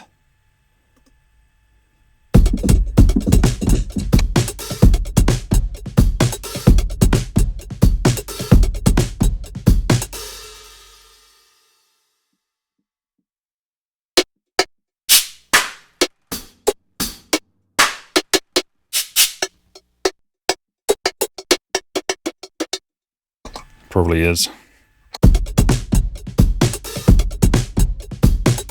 Yeah, and then controlling the transient control there.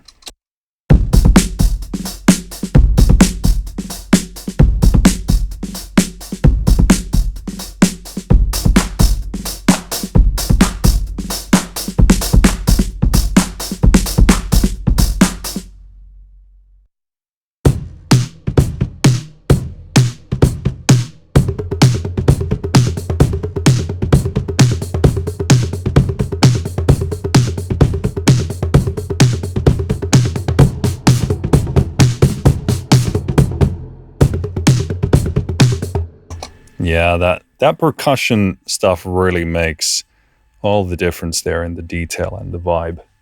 I mean, obviously, it's the kick and snares. I mean, they're just like no-brainer good, but like when you're talking about the specifics of the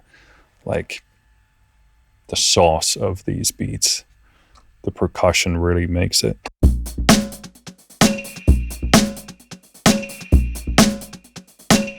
That's a beautiful snare. What is that? Pearl chrome, snare side up.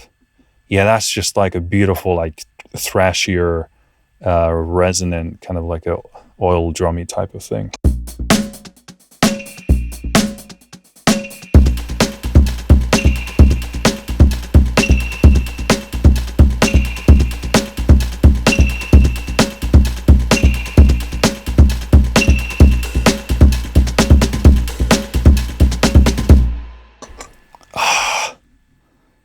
So good.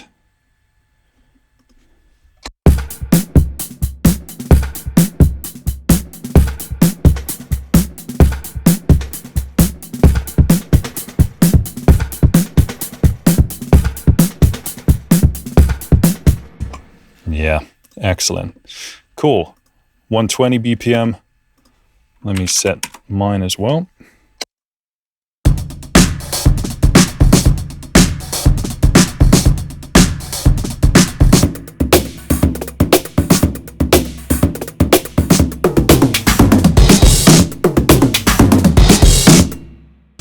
That gets loud. Yeah, this really nicely demonstrates the tuning aspect as well. You can really, again, exponentially change and expand the possibilities, what this can do, just that control alone.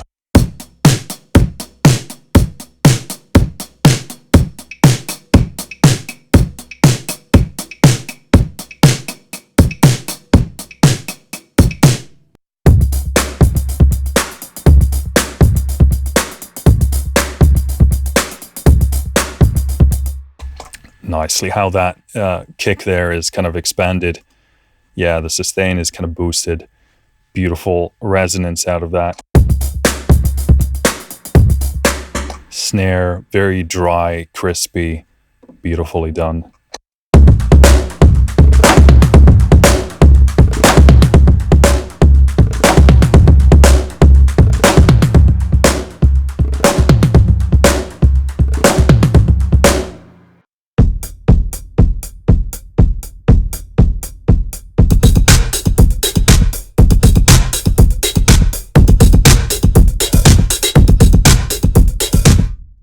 Bear with me as I adjust the output of this kind of on the fly, depends on the beat.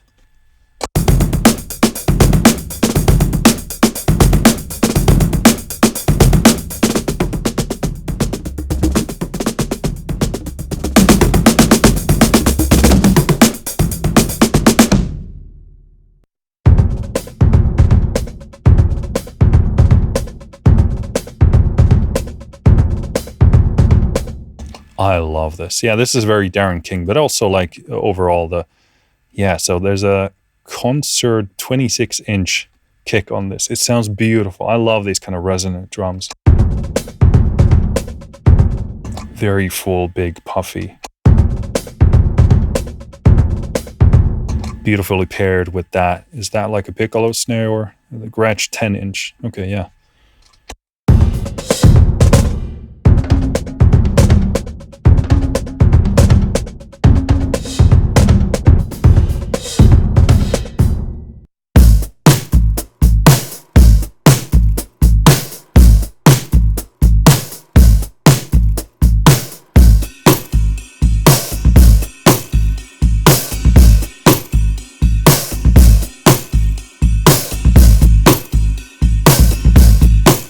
I mean, so big, so dirty, so full. That's amazing.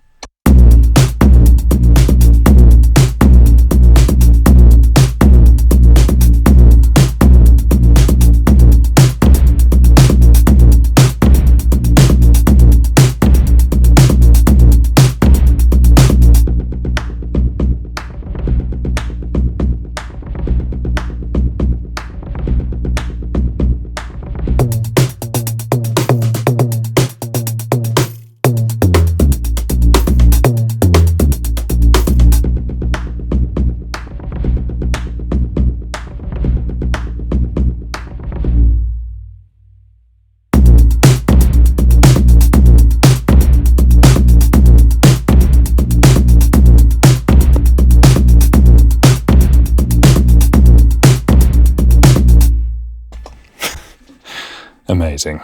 Amazing.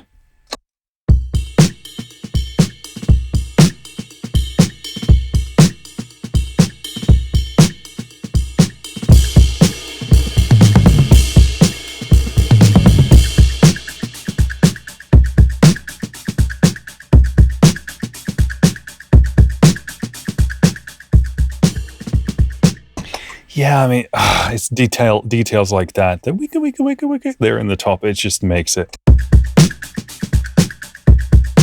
Beautiful sound, beautiful texture, a bit of stereo movement there. Let's see, where is that? It's not the hi-hat. Is it this one? No. Well, anyway, I hear the stereo movement. Okay.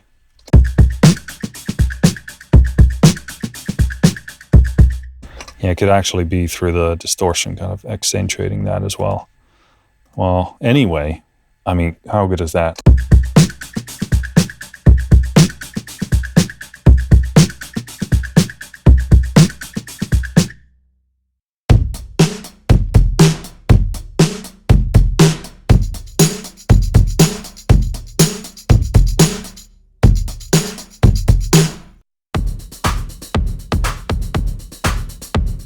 I also have to say that everything loads super quickly, super smoothly. I don't have any issues changing any of this, changing the swing in real time. Obviously, that's more understandable because it's kind of triggering just notes at a different rate. But I mean, I don't take that for granted either. It seems very smooth. And also, as I'm looking at my performance here, it is very low as well. Like now, just being idle, it's just a teeny tiny bit of thingamajiggy there. And when I turn it on,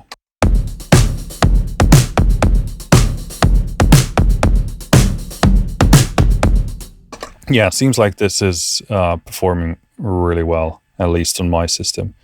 So well optimized.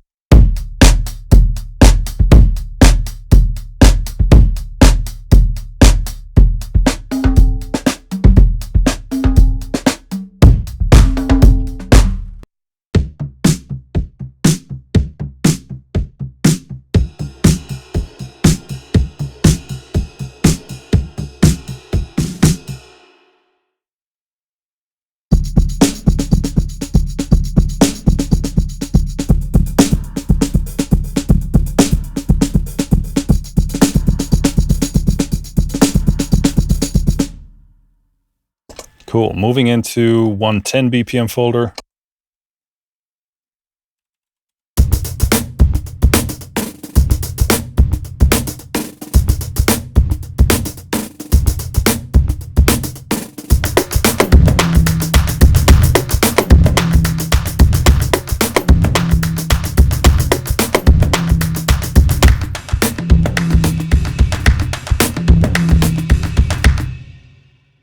I mean, so full. Smacks like nothing else.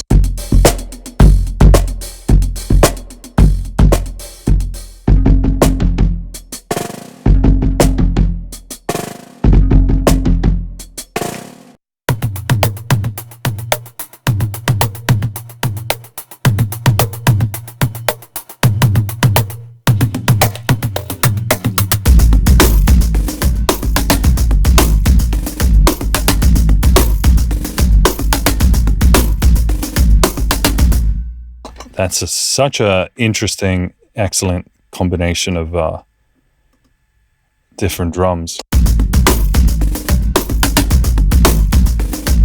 Really cool how they, again, pushed this kick into this. Again, the sustain is maxed out, so it's really, really resonating.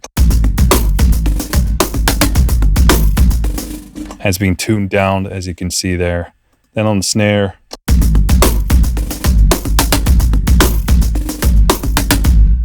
tuned up. Yeah, that's really good.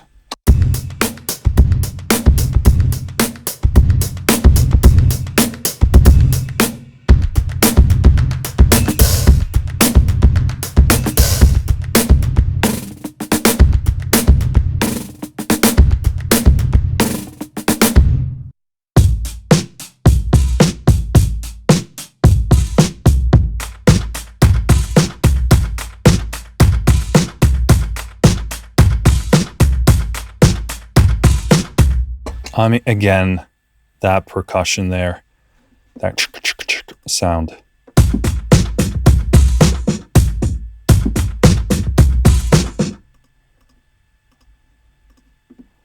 Let's get it showing here. Okay, so perk 3, clap.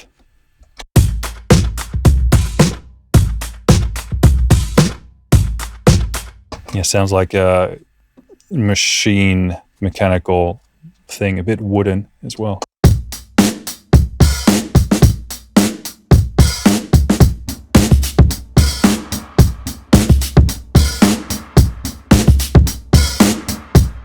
Yeah, beautiful effects processing again on the individual notes.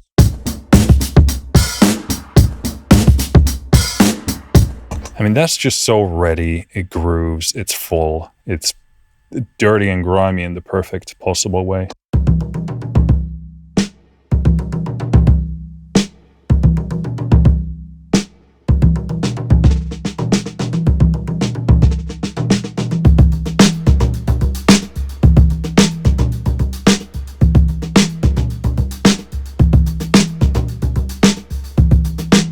Yeah, beautiful demonstration also of the reverb there as well.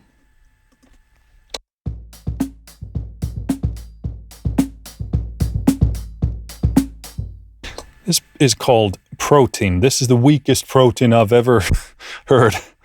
When I think of protein, I think of muscle and strength.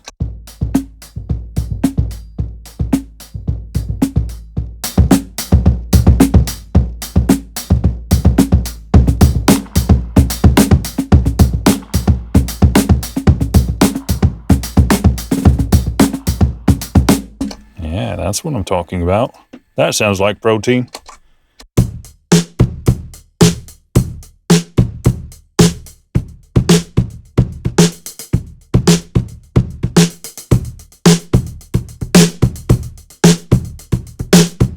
Really nice, kind of raw open sound, but has that kind of crispiness to it. Kind of really hard to combine the polish with the rawness. A really nice balance.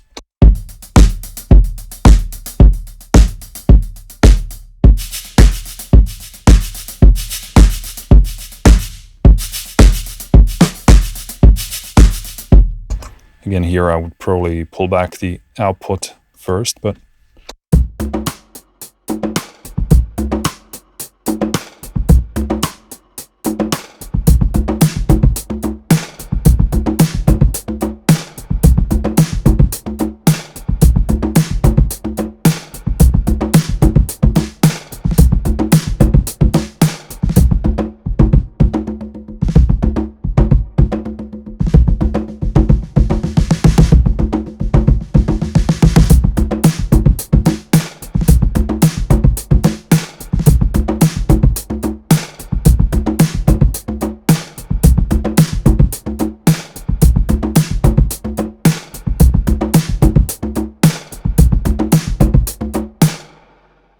how beautiful. I mean, this is why I love this beat making stuff, because that kind of inspires a track in me immediately. It's like, yep, that sounds like a track, and let's do it.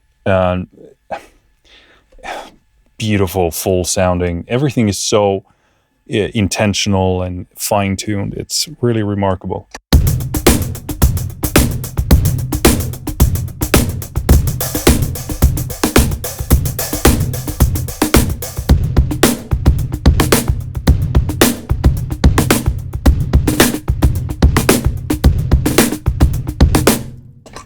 Cool. Moving into 100 BPM zone here.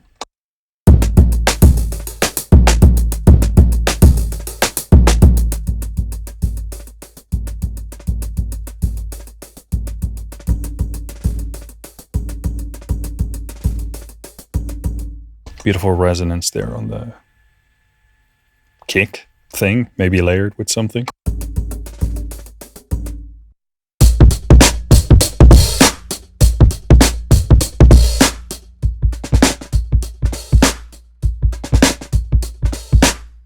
That snare kind of crispy slap. Beautiful balance.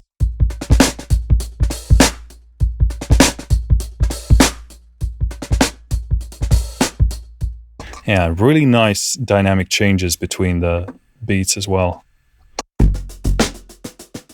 Kind of caters to a wide spectrum of musical expression instead of just being, you know, head on at all times.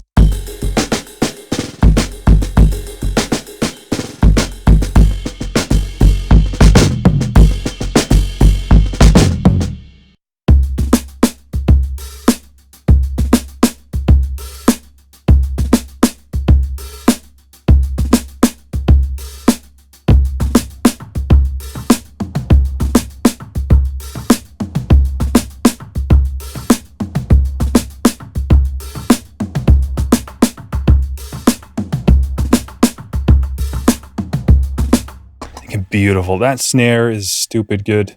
Ludwig Vistelite. Yeah.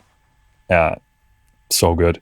And again, what I love about this is that I would do something slightly different, but the key thing is that it inspires you to pursue an idea. Be like, oh, that's cool. I don't like that. Let's go in here. You can go into the Beatmaker, change that in a matter of seconds, and off you go. And it has inspired you to create something.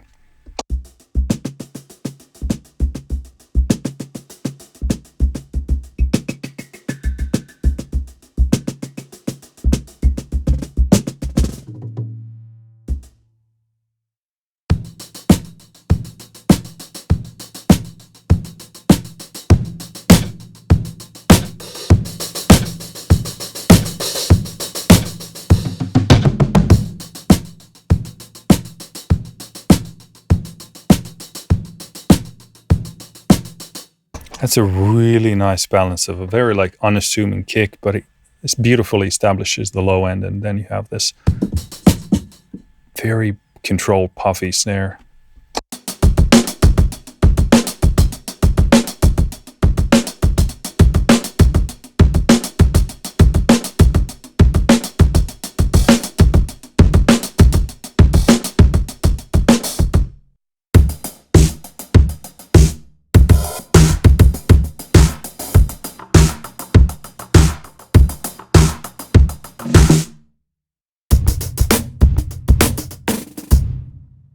Cool, that was 100 BPM. Let's go to 90 BPM.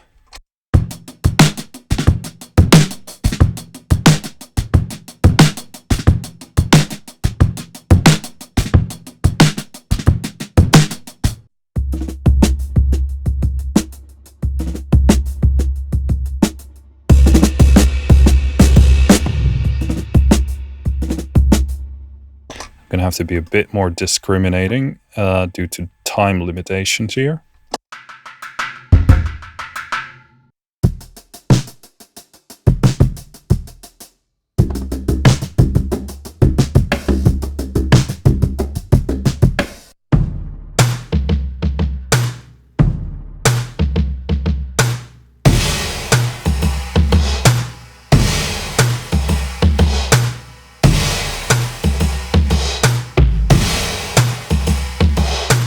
Yeah, that's really cool. That's the kind of stuff that inspires, like, that sounds like a track. That sounds like something that would be in a ready track. Again, here, I hear this as being a bit faster than this, so I would bump up the BPM and then go in the Beatmaker and start tweaking that. But the basic principle is super, like, album, record ready sounding.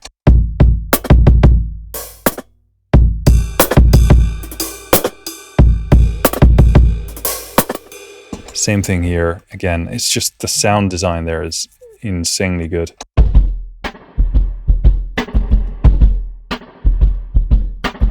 Again, this sounds like a record.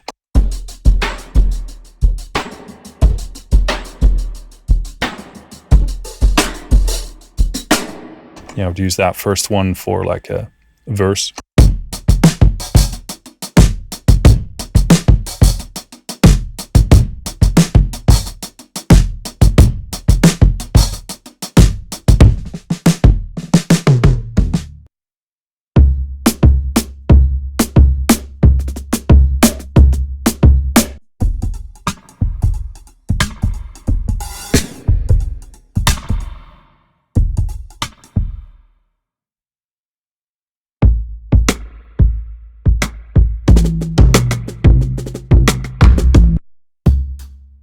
some nice tuned percussion there.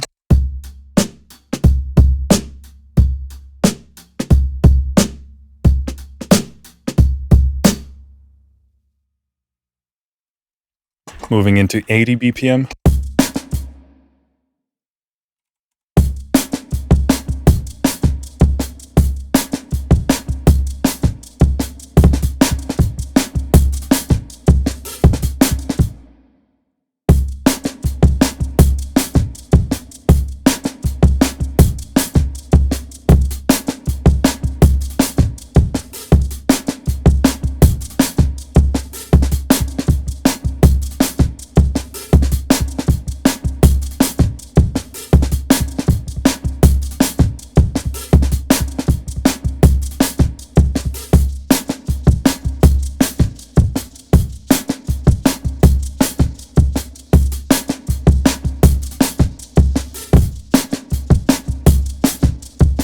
Yeah, I'm such a interesting the basic drum sound of it, but then bringing the percussion in is really cool.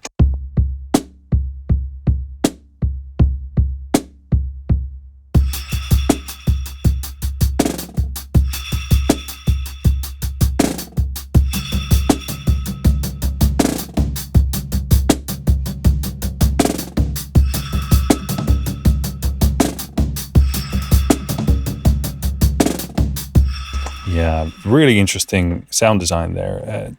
Really cool stuff.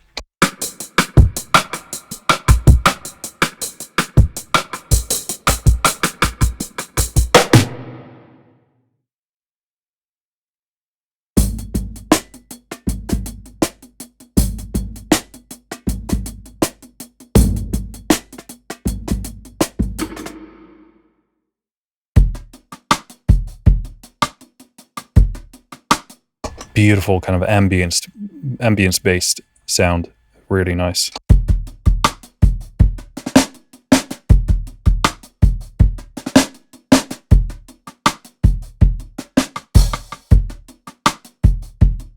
Yeah, that's stupid good. Seems like we've actually run out of battery in my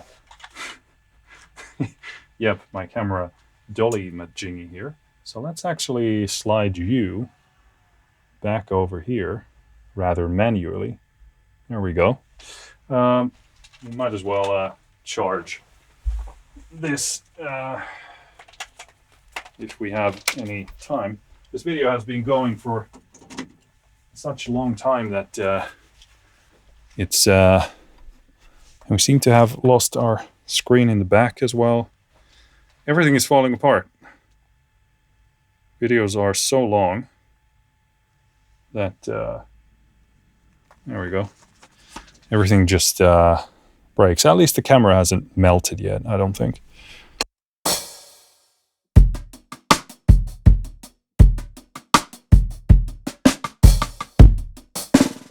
Yeah, this has like absolutely beautiful ambience. I'm definitely going to use that.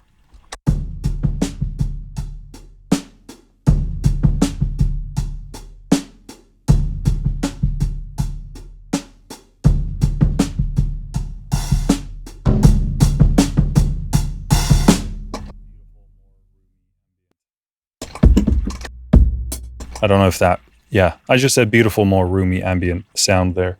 I'm not sure if my mic was off. Everything is falling apart.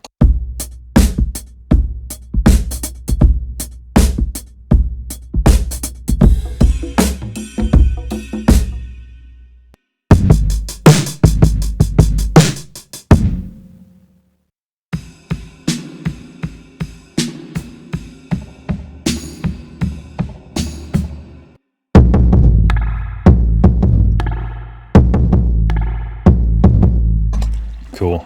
Let's jump into 70 BPM.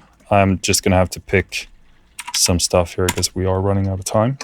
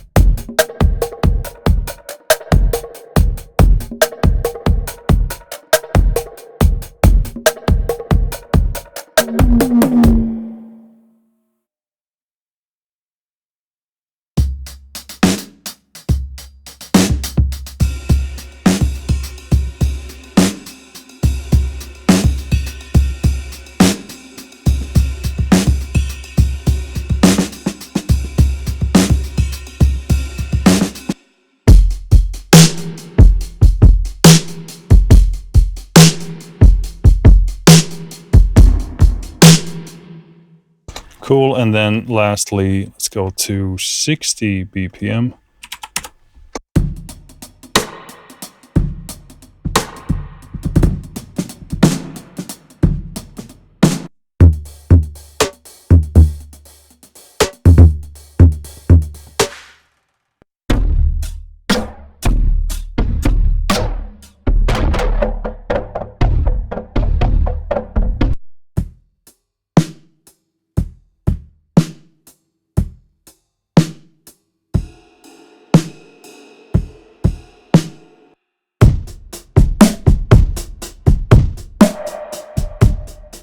And this is a good example of something that could work so well at a higher tempo as well.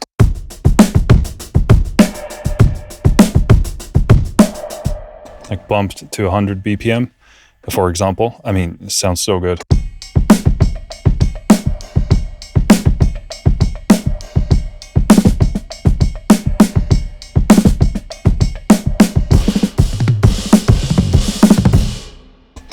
I think that's a good place to stop. So almost all of the beats, not quite entirely all of them, but most. Yeah, I will note again, the performance of this is super smooth. I mean, I can just change these, no problem, no loading issues or anything. It's just super, super smooth. And again, on my metering of my CPU, not much happening. So that's amazing. So lastly, what I want to do to wrap this up, I want to, let's initialize the beat selection there. Cool. And just open some of these kits here. Just play some of them. Well, you know what? I'm going to try and play all of them, but just really quickly. Okay?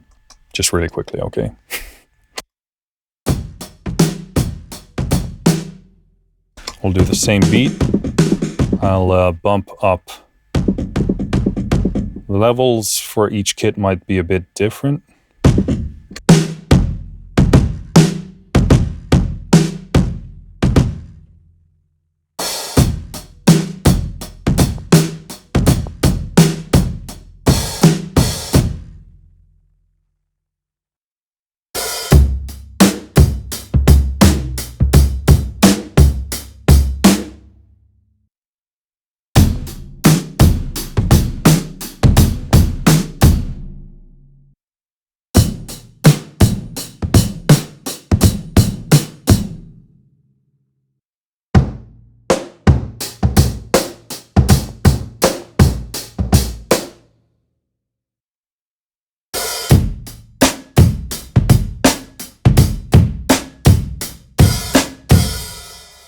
I mean, these just sit so well together. Like there, the snare, the kick is kind of unassuming and light, but then the snare is just popping so nicely.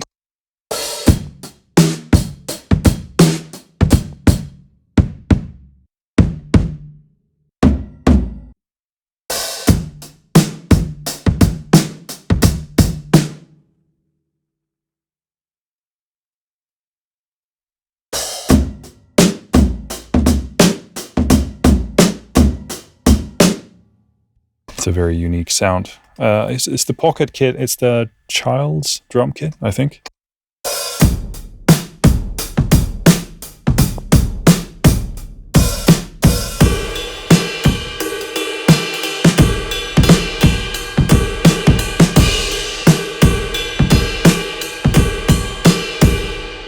Yeah, I wish for these demos that I had an electrical drum kit, because my finger drumming is nowhere near as good as my actual, but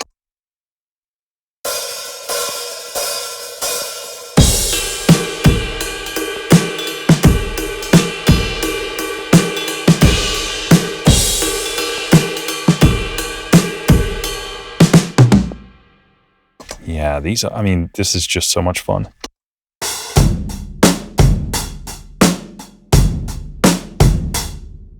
That kick, again, I love that big resonant sound. 28-inch.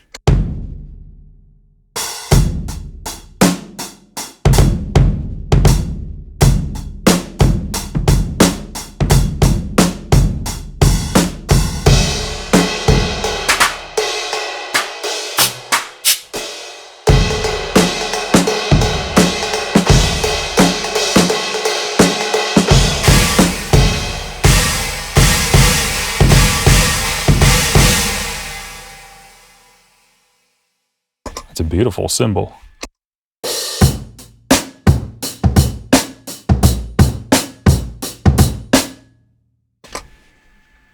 Cool.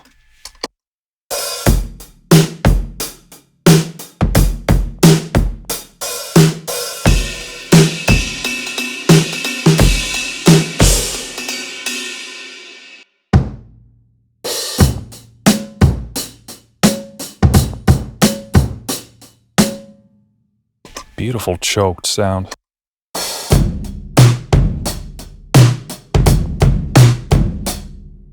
The world's fattest snare. 1940s WFL. I don't even know what that is.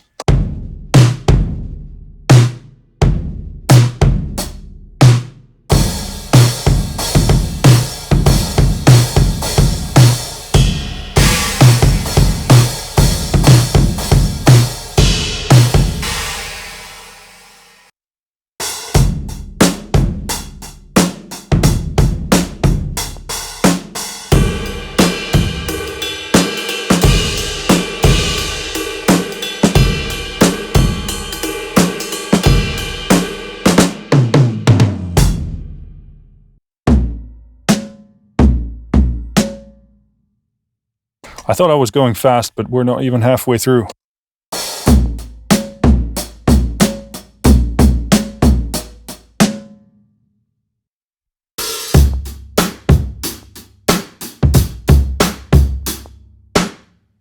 Yeah, beautiful, like clacking, you know, it says clacking snare.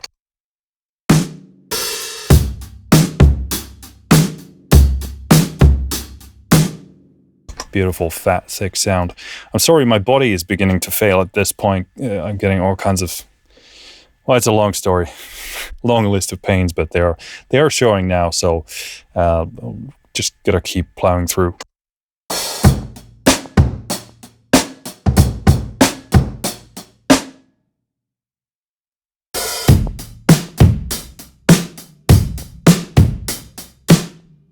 Another beautiful, thick snare.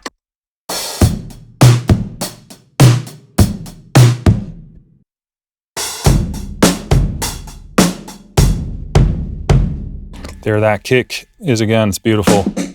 Crispy snare.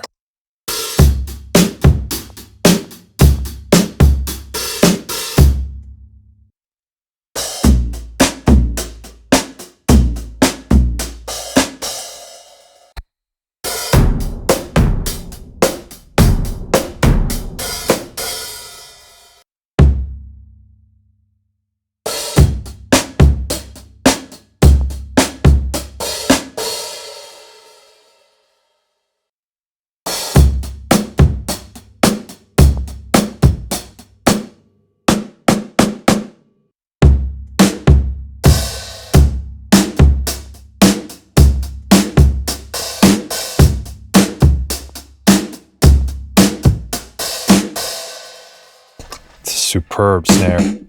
1980s pearl chrome. Ooh.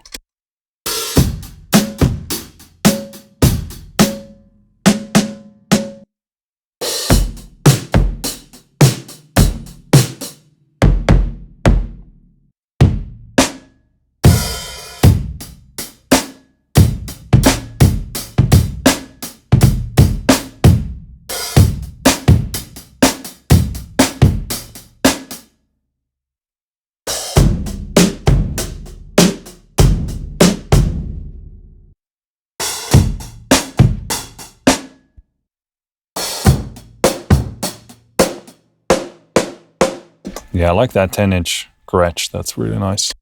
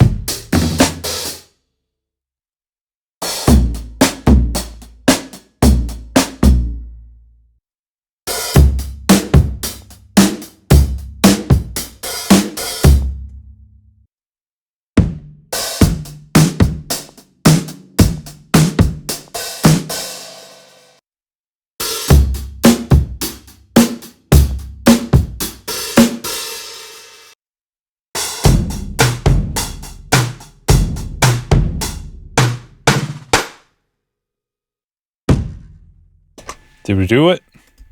Yay, we did it. We went through all of them. Nice, cool. Yeah, as you can hear, let's stop hitting this mic.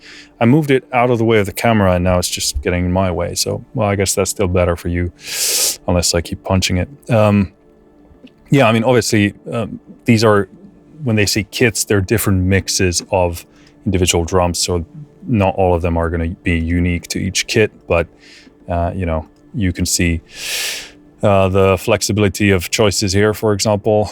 Quite a few snares, good amount of hi-hats, really good amount of toms. Appreciate that. Good amount of cymbals, crashes, percussion, a lot of percussion. Yeah, that's cool. All right, well, it has become. Okay, so my body's failing me, my mind is failing me, my blood sugar is failing me. This is probably the longest video anyone has ever seen in their life, but we shall see how it survives the edit table here. But, okay, summing this thing up, in a single word, amazing. This is just an amazing drum sample library virtual instrument. No surprises there. Like I said, Teletone, amazing company, one of my favorite devs out there in this world.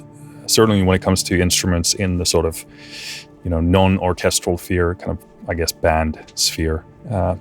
So amazing. You can clearly hear Darren's influence all over this thing, which again, in my book, is an amazing thing because he's one of my favorite drummers.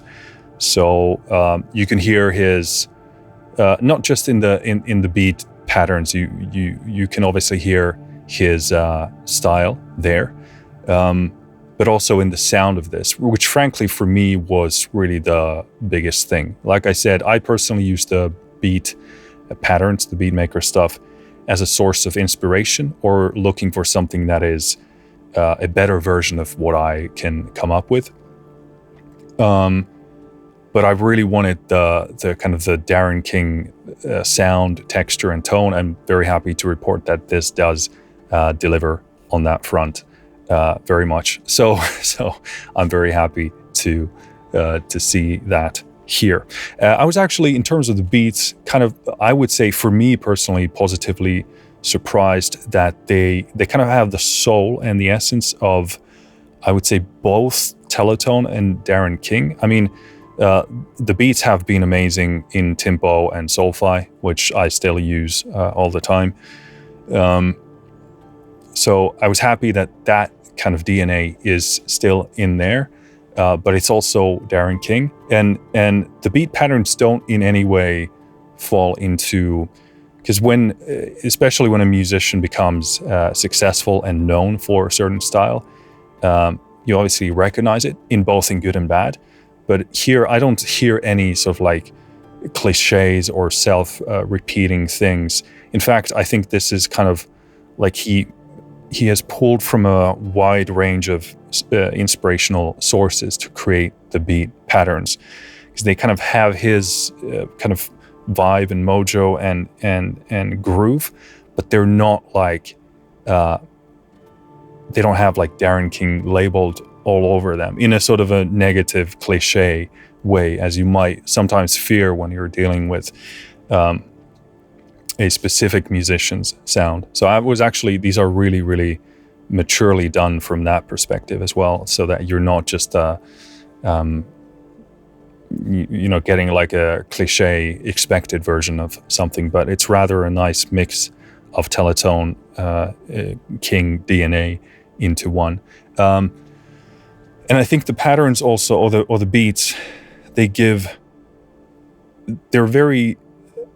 done in a very considered fashion, because you don't want to have something that is overtly, inescapably one specific thing. Like, you want something that has enough spice that it sparks ideas and groove and vibe and musical ideas, but it's also middle of the road enough in the sense that you can take it into different directions.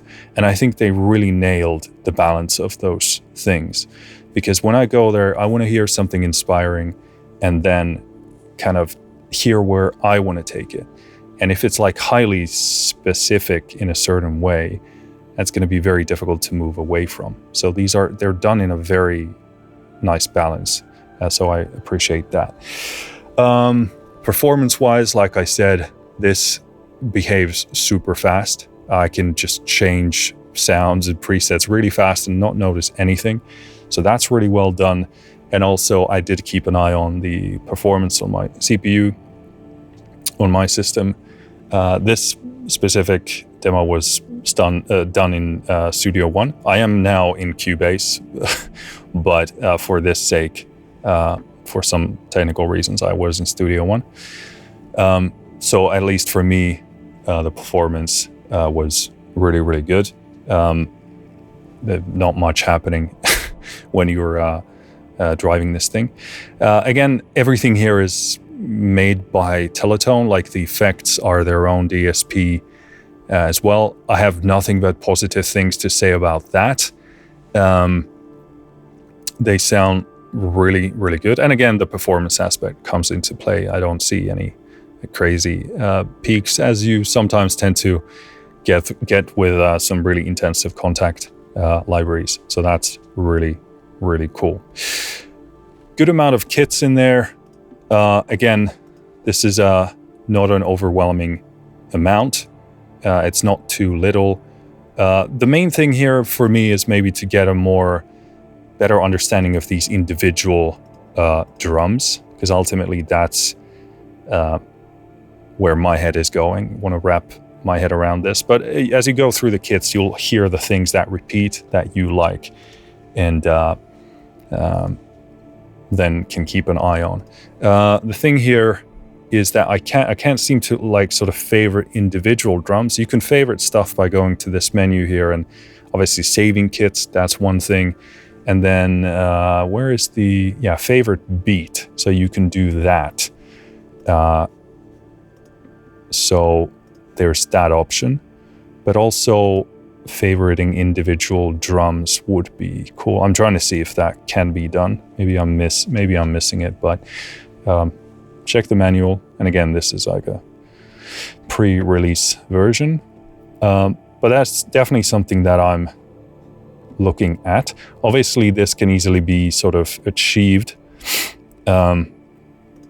by building your own favorite kits and then saving those kits. So yeah, that achieves it. But maybe a way to keep track of those individual favorite drums would be really cool. The mic thing here is something, okay, we touched on that when we started. I liked the sound of them. Like I said, they are in the same sphere to be, they have the same style and soul, but they have meaningful differences. Punch mics are actually like close up, more dry, intimate. Grit is genuine grit, but not overdone. It's a really good balance of going for that kind of more distorted lo-fi-er sound.